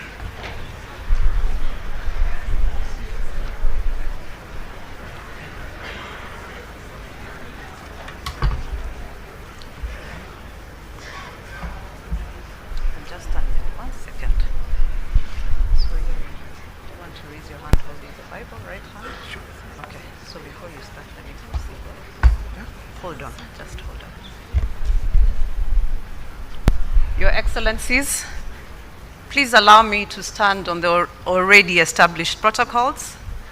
Article 67 of the Treaty for the Establishment of the East African Community provides that the Secretary General shall be appointed by the Summit upon nomination by the relevant heads of states. The United Republic of Tanzania has accordingly recommended a candidate for appointment by the Summit. My name is Christine Mutimura, the Acting Registrar of the East African Court of Justice. My role today is to administer the oaths of the Secretary General and the judges of the East African Court of Justice as provided for in Section 3 of the East African Community Oaths Act of 2019. Your Excellencies, the Secretary General and the judges shall take 2 oaths, the oath of allegiance and the oath of secrecy. The oaths are pledged by them to bear true allegiance to the East African community and to truly serve the community without fear or favor as Secretary General and as judges of the East African community. Allow me now, Your Excellencies, to proceed with the administering of the oaths of the incoming Secretary General from the United Republic of Tanzania, Mr. Stephen Patrick Mbundi.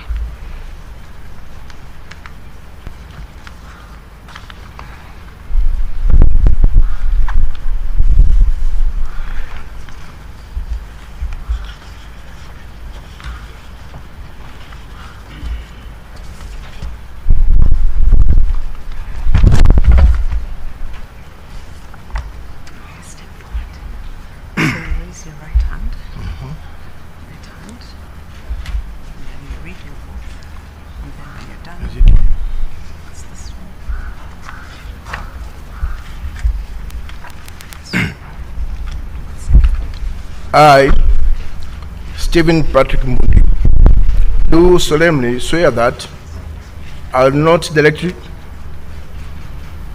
or indirectly communicate or reveal any matter to any person which shall be brought under my consideration or shall come to my knowledge during the discharge of my duties, except as may be required for the discharge of my official duties or as may be specifically permitted by the Summit of Heads of State and the Council of Ministers.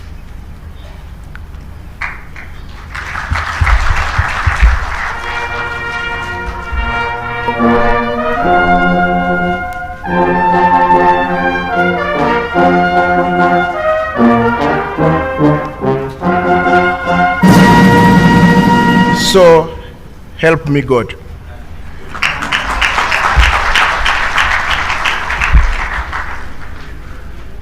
I, Stephen Patrick Mbundi, having been appointed Secretary General of the East African Community, do solemnly swear that to exercise loyalty, discretion, and concern in the performance of the function entrusted to me in accordance with the provision of the Treaty for the Establishment of East African Community, and regulate my conduct with the interests of the community, and not to seek or accept instruction in regard to the performance of my duties from any partner states or other authority external to the community. So help me God.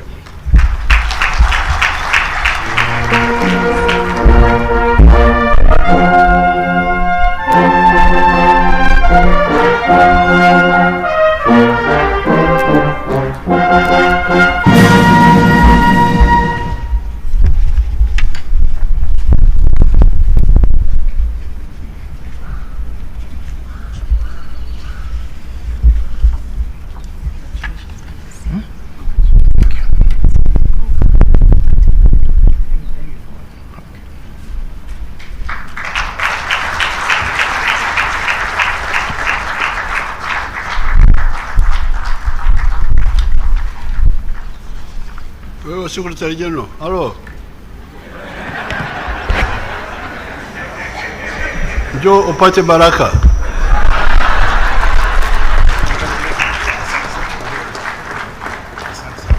Usomea Makele.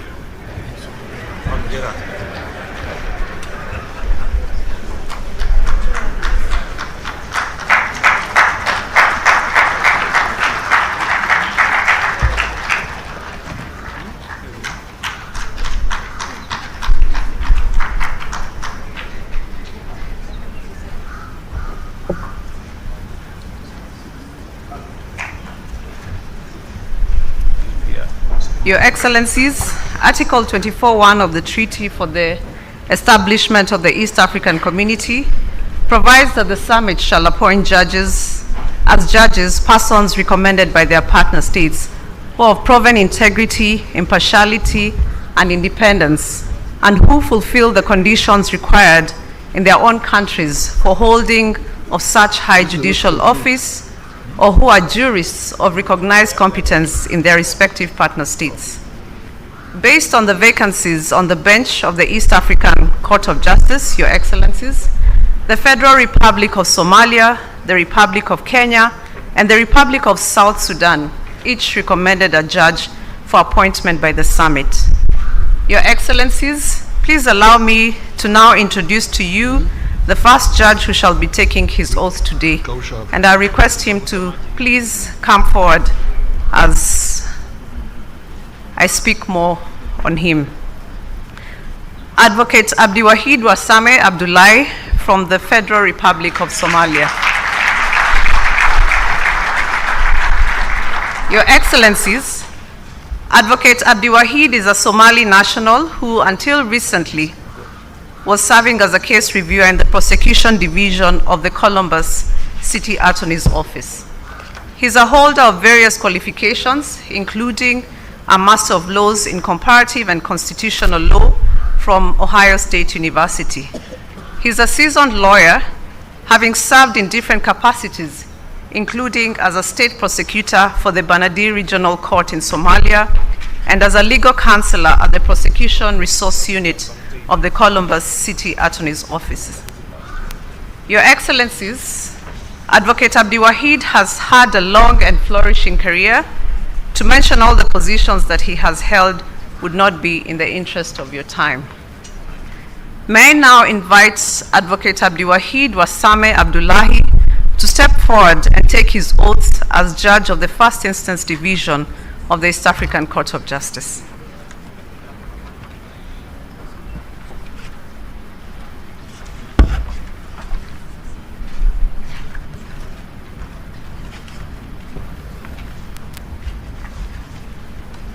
This is the first one.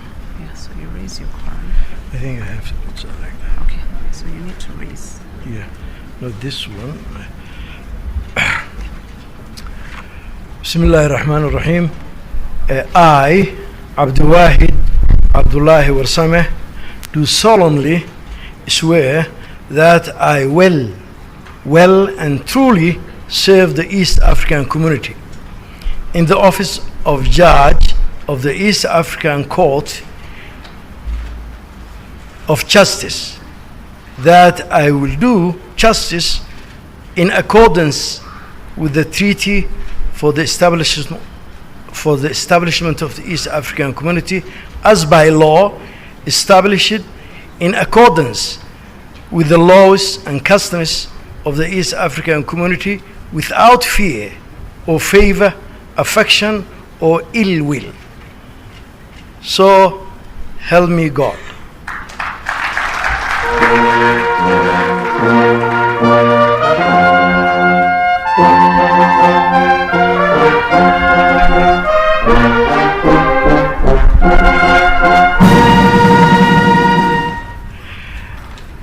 I, Abdiwahid Abdullahi Warsame, do solemnly swear that I will be faithful and pay true allegiance to the East African community, and that I will preserve, protect, and defend the treaty for the establishment of the East African community as by law established.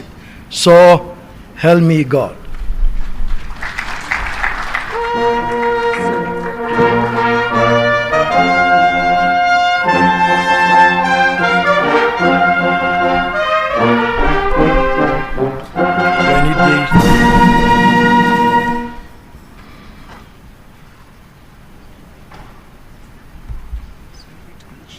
I have to shake the president. Okay.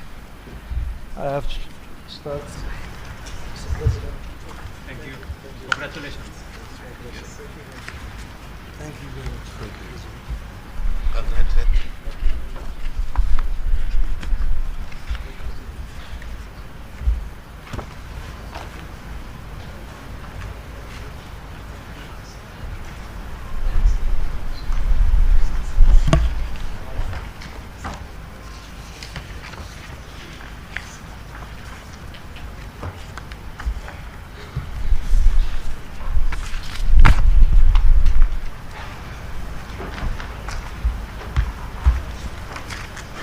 Your Excellencies, allow me to now introduce to you the second judge who shall be taking her oath today, the Honorable Anne Atieno Amadi, CBS, from the Republic of Kenya. Honorable Amadi was until recently serving as an advocate of the High Court of Kenya. She's a holder of various qualifications, including a Master of Criminal Justice from Boston University.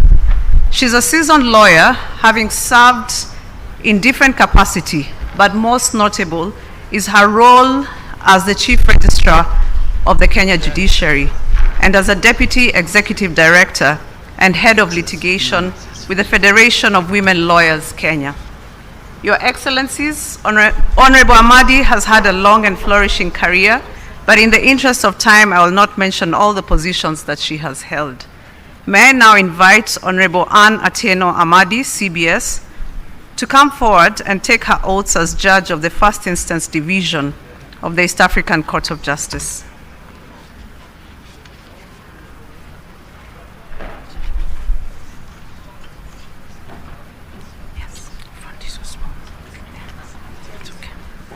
Raise your hand, your right hand.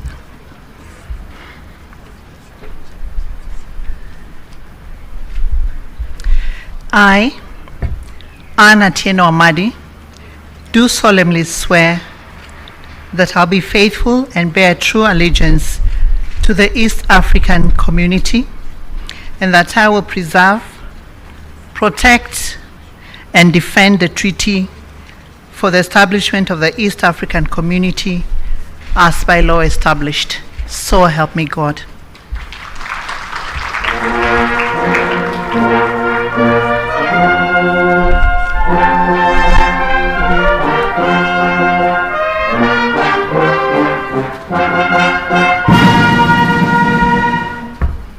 I, Anna Tieno Amadi, do solemnly swear that I will well and truly serve the East African community in the office of Judge of the East African Court of Justice, and that I will do justice in accordance with the treaty for the establishment of the East African community as by law established, and in accordance with the laws and customs of the East African community, without fear or favor, affection, or ill will. So help me God.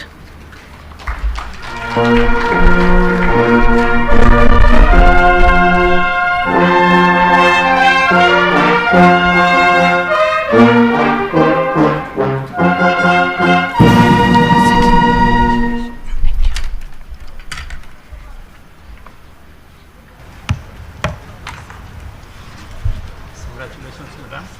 My very best wishes.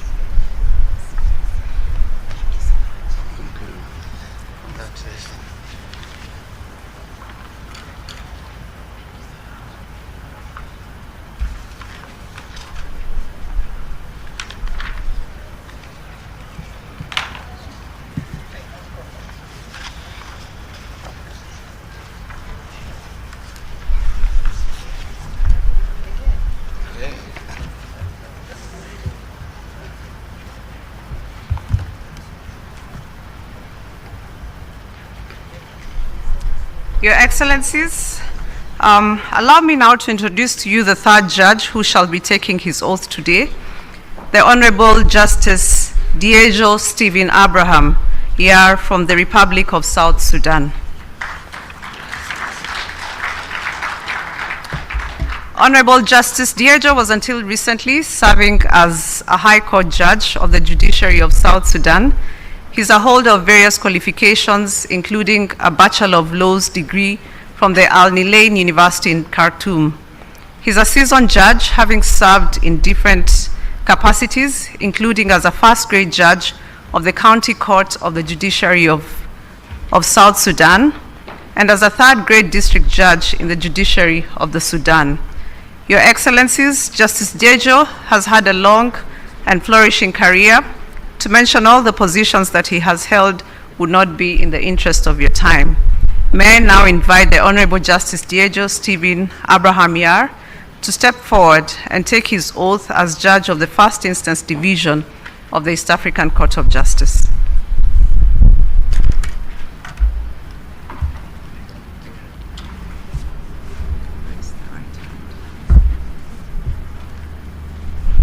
I, Diejo Stephen Abraham, do solemnly swear that I will be faithful and bear true allegiance to East African community, and that I will preserve, protect, and defend the treaty for the establishment of the East African community as by law established. So help me God.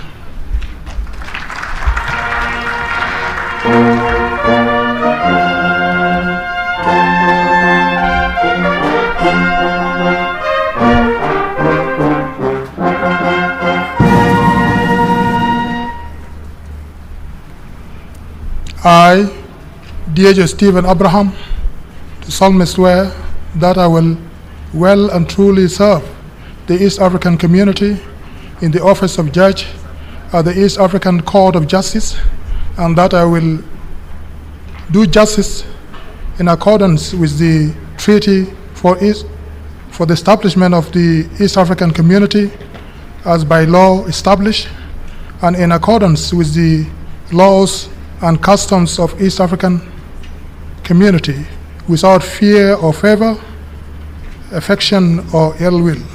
So help me God.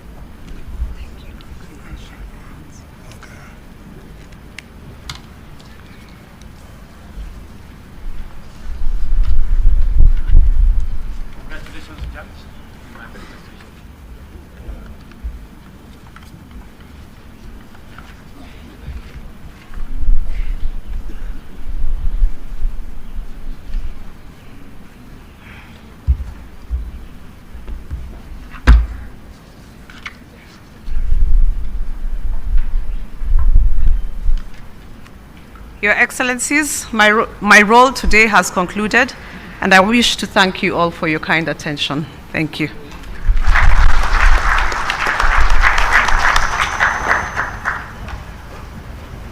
Your Excellencies, thank you very much, Your Worship, the Registrar of the East African Court of Justice.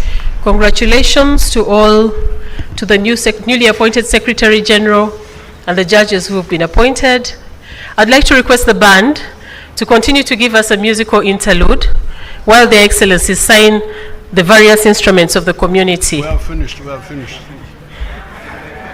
I've been overruled. The next item, ladies and gentlemen, is the launch of the ESC, the 7th ESC Development Strategy and the ESC Customs Bond.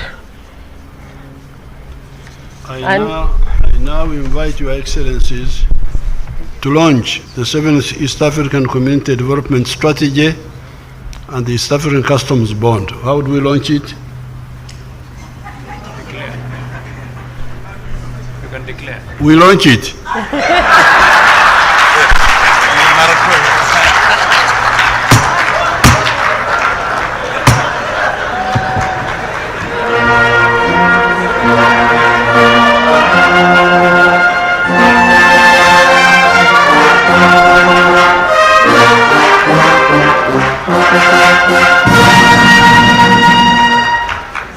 So now, Secretary General,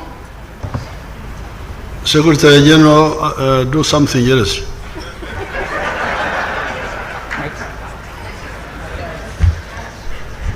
Thank you, Your Excellencies. We are just bringing up the dummy development strategy for your signatures. I request you assist with bringing it up. It is representative of our 7th development strategy, whose theme is focused on deepening integration. You can assist us with the video for the launch of the strategy.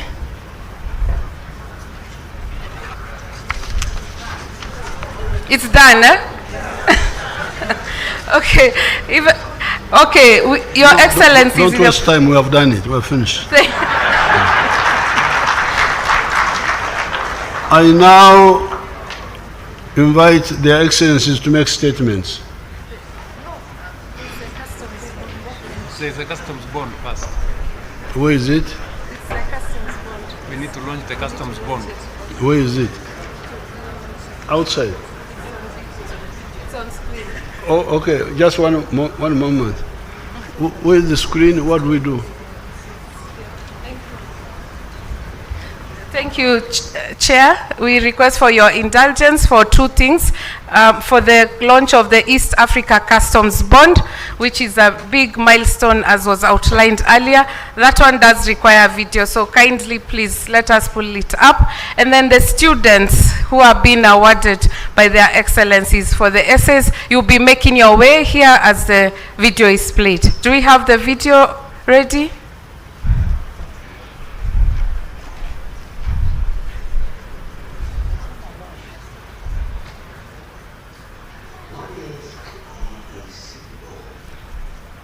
The EAC Customs Bond is a regionally Can you increase the digital volume? guarantee system that secures duties and taxes on goods in transit across the East African community. It allows traders to use a single customs bond / guarantee that is valid across all partner states, replacing the need for multiple national bonds when goods move through more than one country. Why was the EAC bond developed? 1.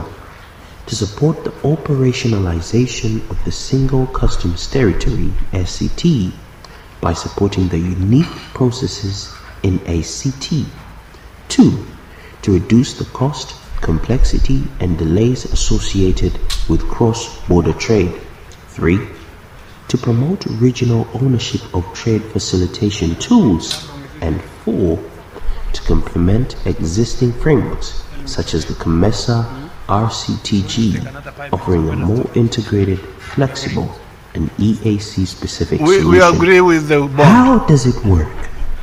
Step 1. We agree with the bond. Trader or clearing agent applies to bond via the national.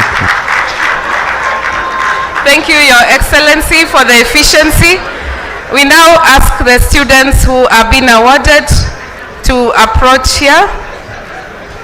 Your Excellencies, as part of EAC integration, we do not leave behind the youth. So every year there is an annual essay competition, and this year we have 6 students to be awarded.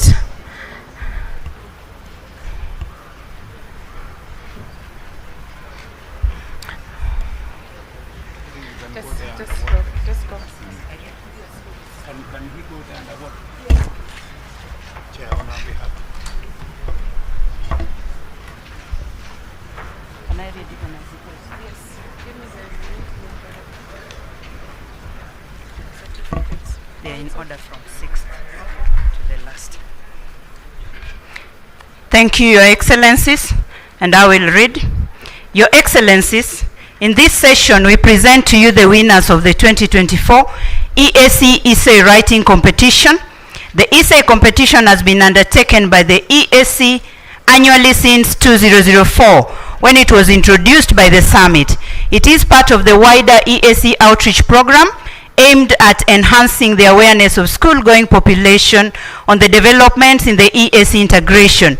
Secondary school students from the EAC partner states are presented with a topic on contemporary issues in the community, on which they develop essays between 1,000 to 1,500 words in either English, French, or Kiswahili languages. Your Excellencies, the essays have gone through national and regional adjudication. Okay, I will go to the names. The 6th, in position 6 is Shemezimana Nadine. That's number 6.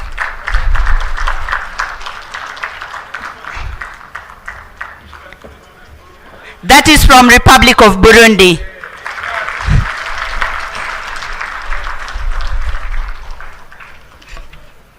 At position 5 is Katerega Ronald from Republic of Uganda. At position 4 is Blandina Kamili Kabalemesa from United Republic of Tanzania. At position 3 is Harriet Alon George from the Republic of South Sudan. At position 2 is Kingsley White Sifuna from the Republic of Kenya.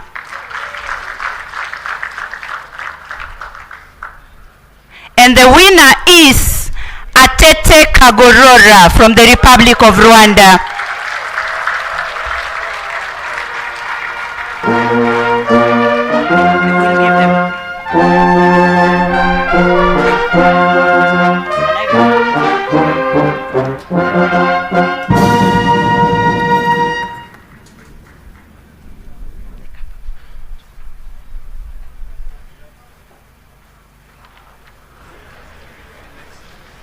We're done, Your Excellency. We're finished. Thank you very much, Your Excellency, the Chairperson. We have teachers who came with these students. If you're in the audience, please stand up for recognition and a round of applause to you. The teachers, please stand up. Kindly wave to us. Congratulations. The success of your students is your success as well. Thank you very much. Congratulations, SA Award winners of 2024. You can now take your seats. Thank you very much. Your Excellencies,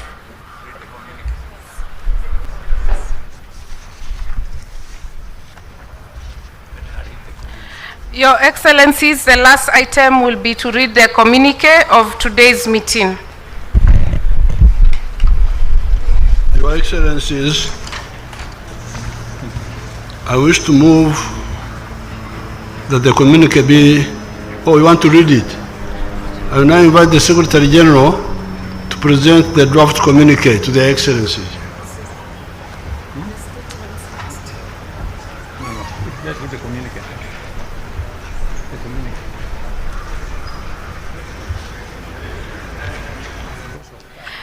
Their Excellencies have guided me that I read the communique before they do their statements.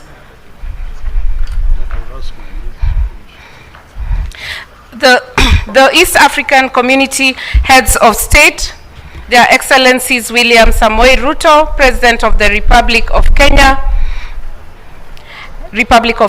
Evariste Ndayishimiye, President of the Republic of Burundi, Samia Suluhu Hassan, President of the United Republic of Tanzania, Yoweri Kaguta Museveni, President of the Republic of Uganda, Hassan Sheikh Mohamud, President of the Federal Republic of Somalia, Right Honorable Justine Nsengiyumva, Prime Minister of the Republic of Rwanda, representing His Excellency Paul Kagame, President of the Republic of Rwanda, Honorable Mande Semaya Kumba, Minister of Foreign Affairs and International Cooperation, representing His Excellency Salva Kiir Mayardit, President of the Republic of South Sudan, Honorable Floribert Anzuluni, Minister of Regional Integration, representing His Excellency Félix Antoine Tshisekedi Chilombo, President of the Democratic Republic of the Congo, held the 5th Ordinary Summit of the East African Community Heads of State on the 7th of March 2026 in Arusha in the United Republic of Tanzania. The heads of state met in a warm and cordial atmosphere. The summit received a progress report on the implementation of the previous decisions relating to the EAC-led Nairobi process on the restoration of peace in Eastern Democratic Republic of the Congo, and A, took note of the progress made in restoring peace and stability in Eastern Democratic Republic of Congo. B, commended His Excellency Dr. William Samoei Ruto, CGH, President of the Republic of Kenya and Chairperson of the East African Community, for steering the implementation of the decisions of the summit relating to the peace and security situation in Eastern DRC and coordination of the process. C, called on all parties to the conflict to cease hostilities and observe immediate ceasefire while recommitting to peaceful resolution of their differences. D, urge the African Union to provide requisite financial and logistical resources to the AU-led mediation process on Eastern DRC to ensure expeditious and sustainable engagement of the process till conclusion. E, took note of the efforts of His Excellency Yoweri Kaguta Museveni, President of the Republic of Uganda, under the International Conference of the Great Lakes region, and agreed that all initiatives and recommendations arising under the ICGLR should be channeled through the African Union.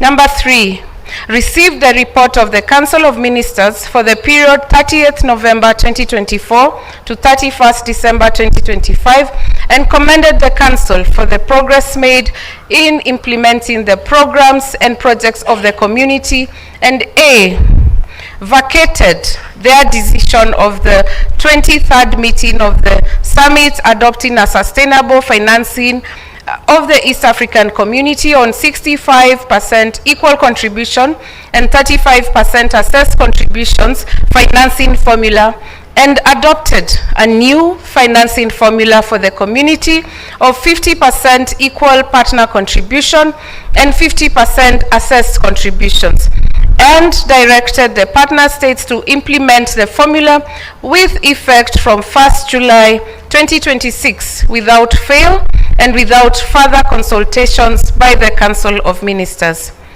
B, decided to waive as a one-off 50% of all arrears due to all partner states due to the prevailing circumstances in all partner states, on the condition that the 50% is paid within 2 years from 7th of March 2026.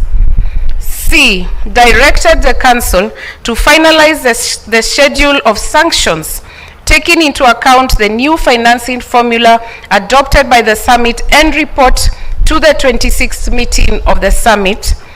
D, directed the partner states and the Council to resolve all outstanding reported non-tariff barriers to trade within the community by 30th June 2026. Directed the Council to conclude the joint action plan on strengthening trade relations arising from the meeting of EAC organs and institutions, partner states, private sector of partner states and their governing bodies or associations, and report to the 26th meeting of the summit. F, directed Roman 1, the Republic of South Sudan to conclude domestication of the treaty to facilitate effective implementation of programs and activities of the community. Roman 2, the Federal Republic of Somalia and the Democratic Republic of the Congo to fast-track domestication of the treaty to facilitate effective implementation of programs and activities of the community.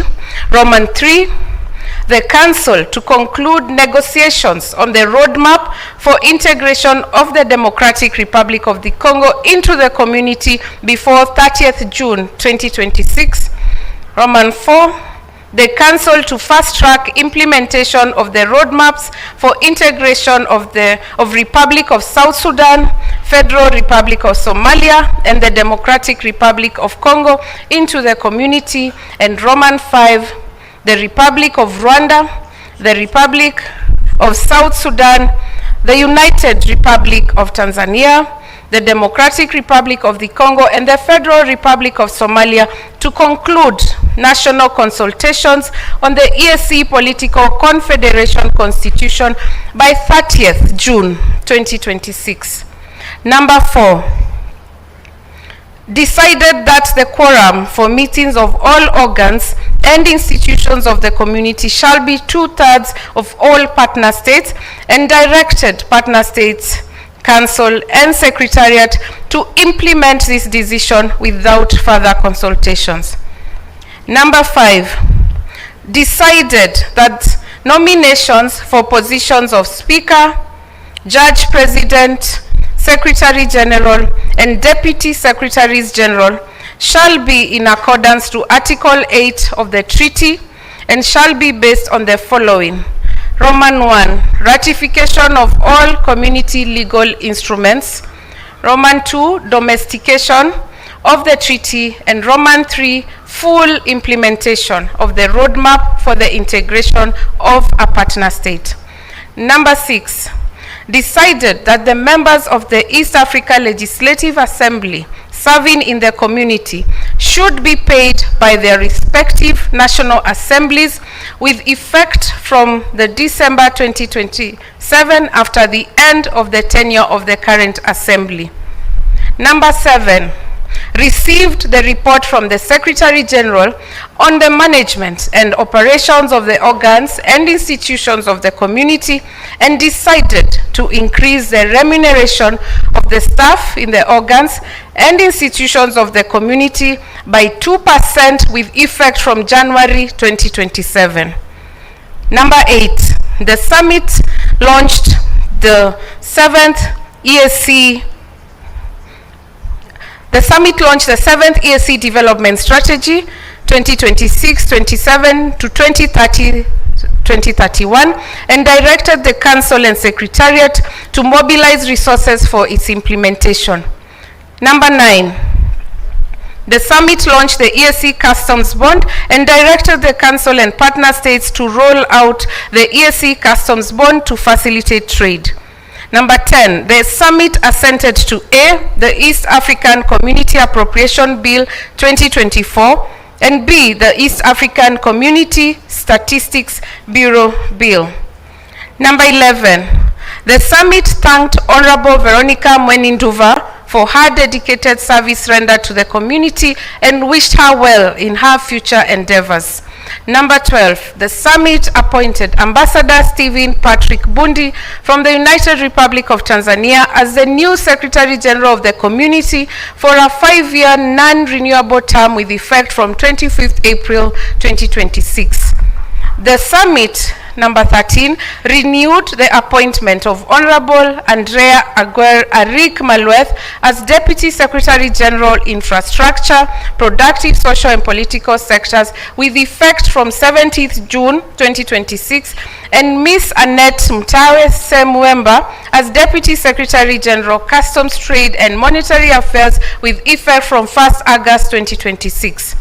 The summit appointed Justice Diejo Stephen Abraham, Mr. Abdiwahid Warsame Abdullahi, and Honorable Anne Atieno Amadi as judges to the First Instance Division of the East African Court of Justice with effect from 7th March 2026. Number 15, the heads of state congratulated and awarded certificates to the winners of the 2024 EAC Secondary Schools Essay Competition and commended them for their keen interest in the EAC integration process.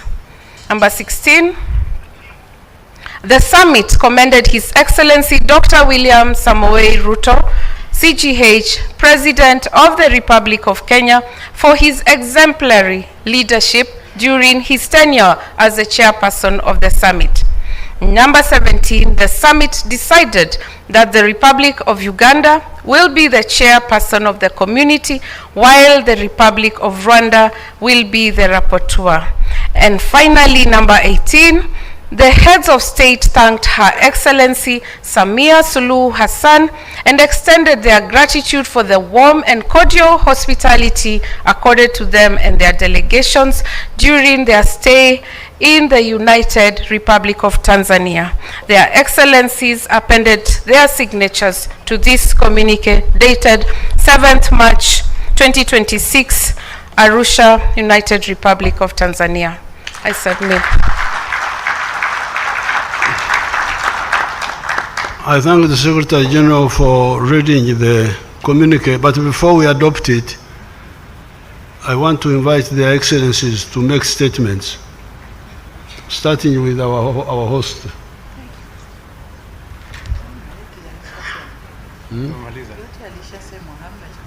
Okay.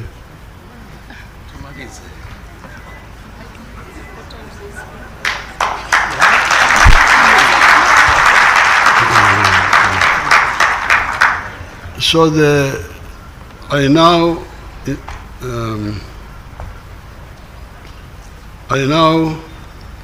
move that the communique be adopted.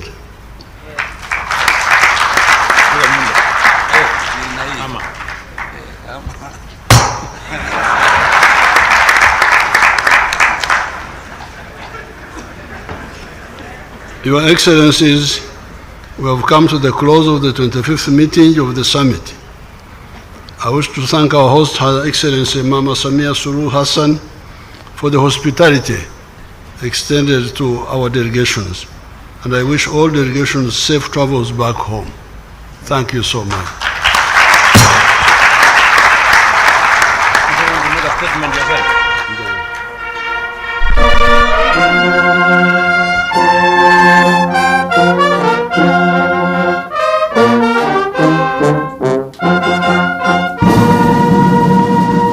Thank you very much. May we have the anthems, please?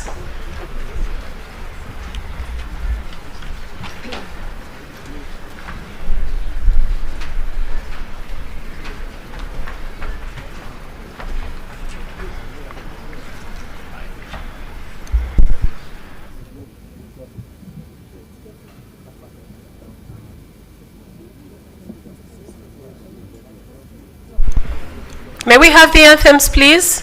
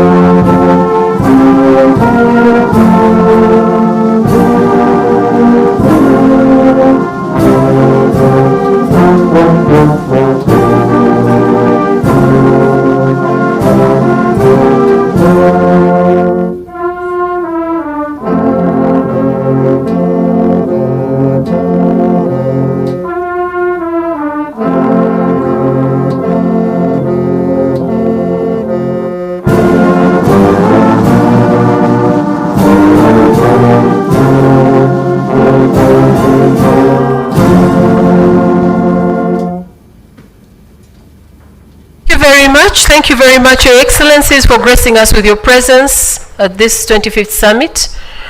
Thank you, Honorable Ministers, distinguished delegates, all protocol observed. We've come to the end of the event. We wish you journey masses back home. Thank you.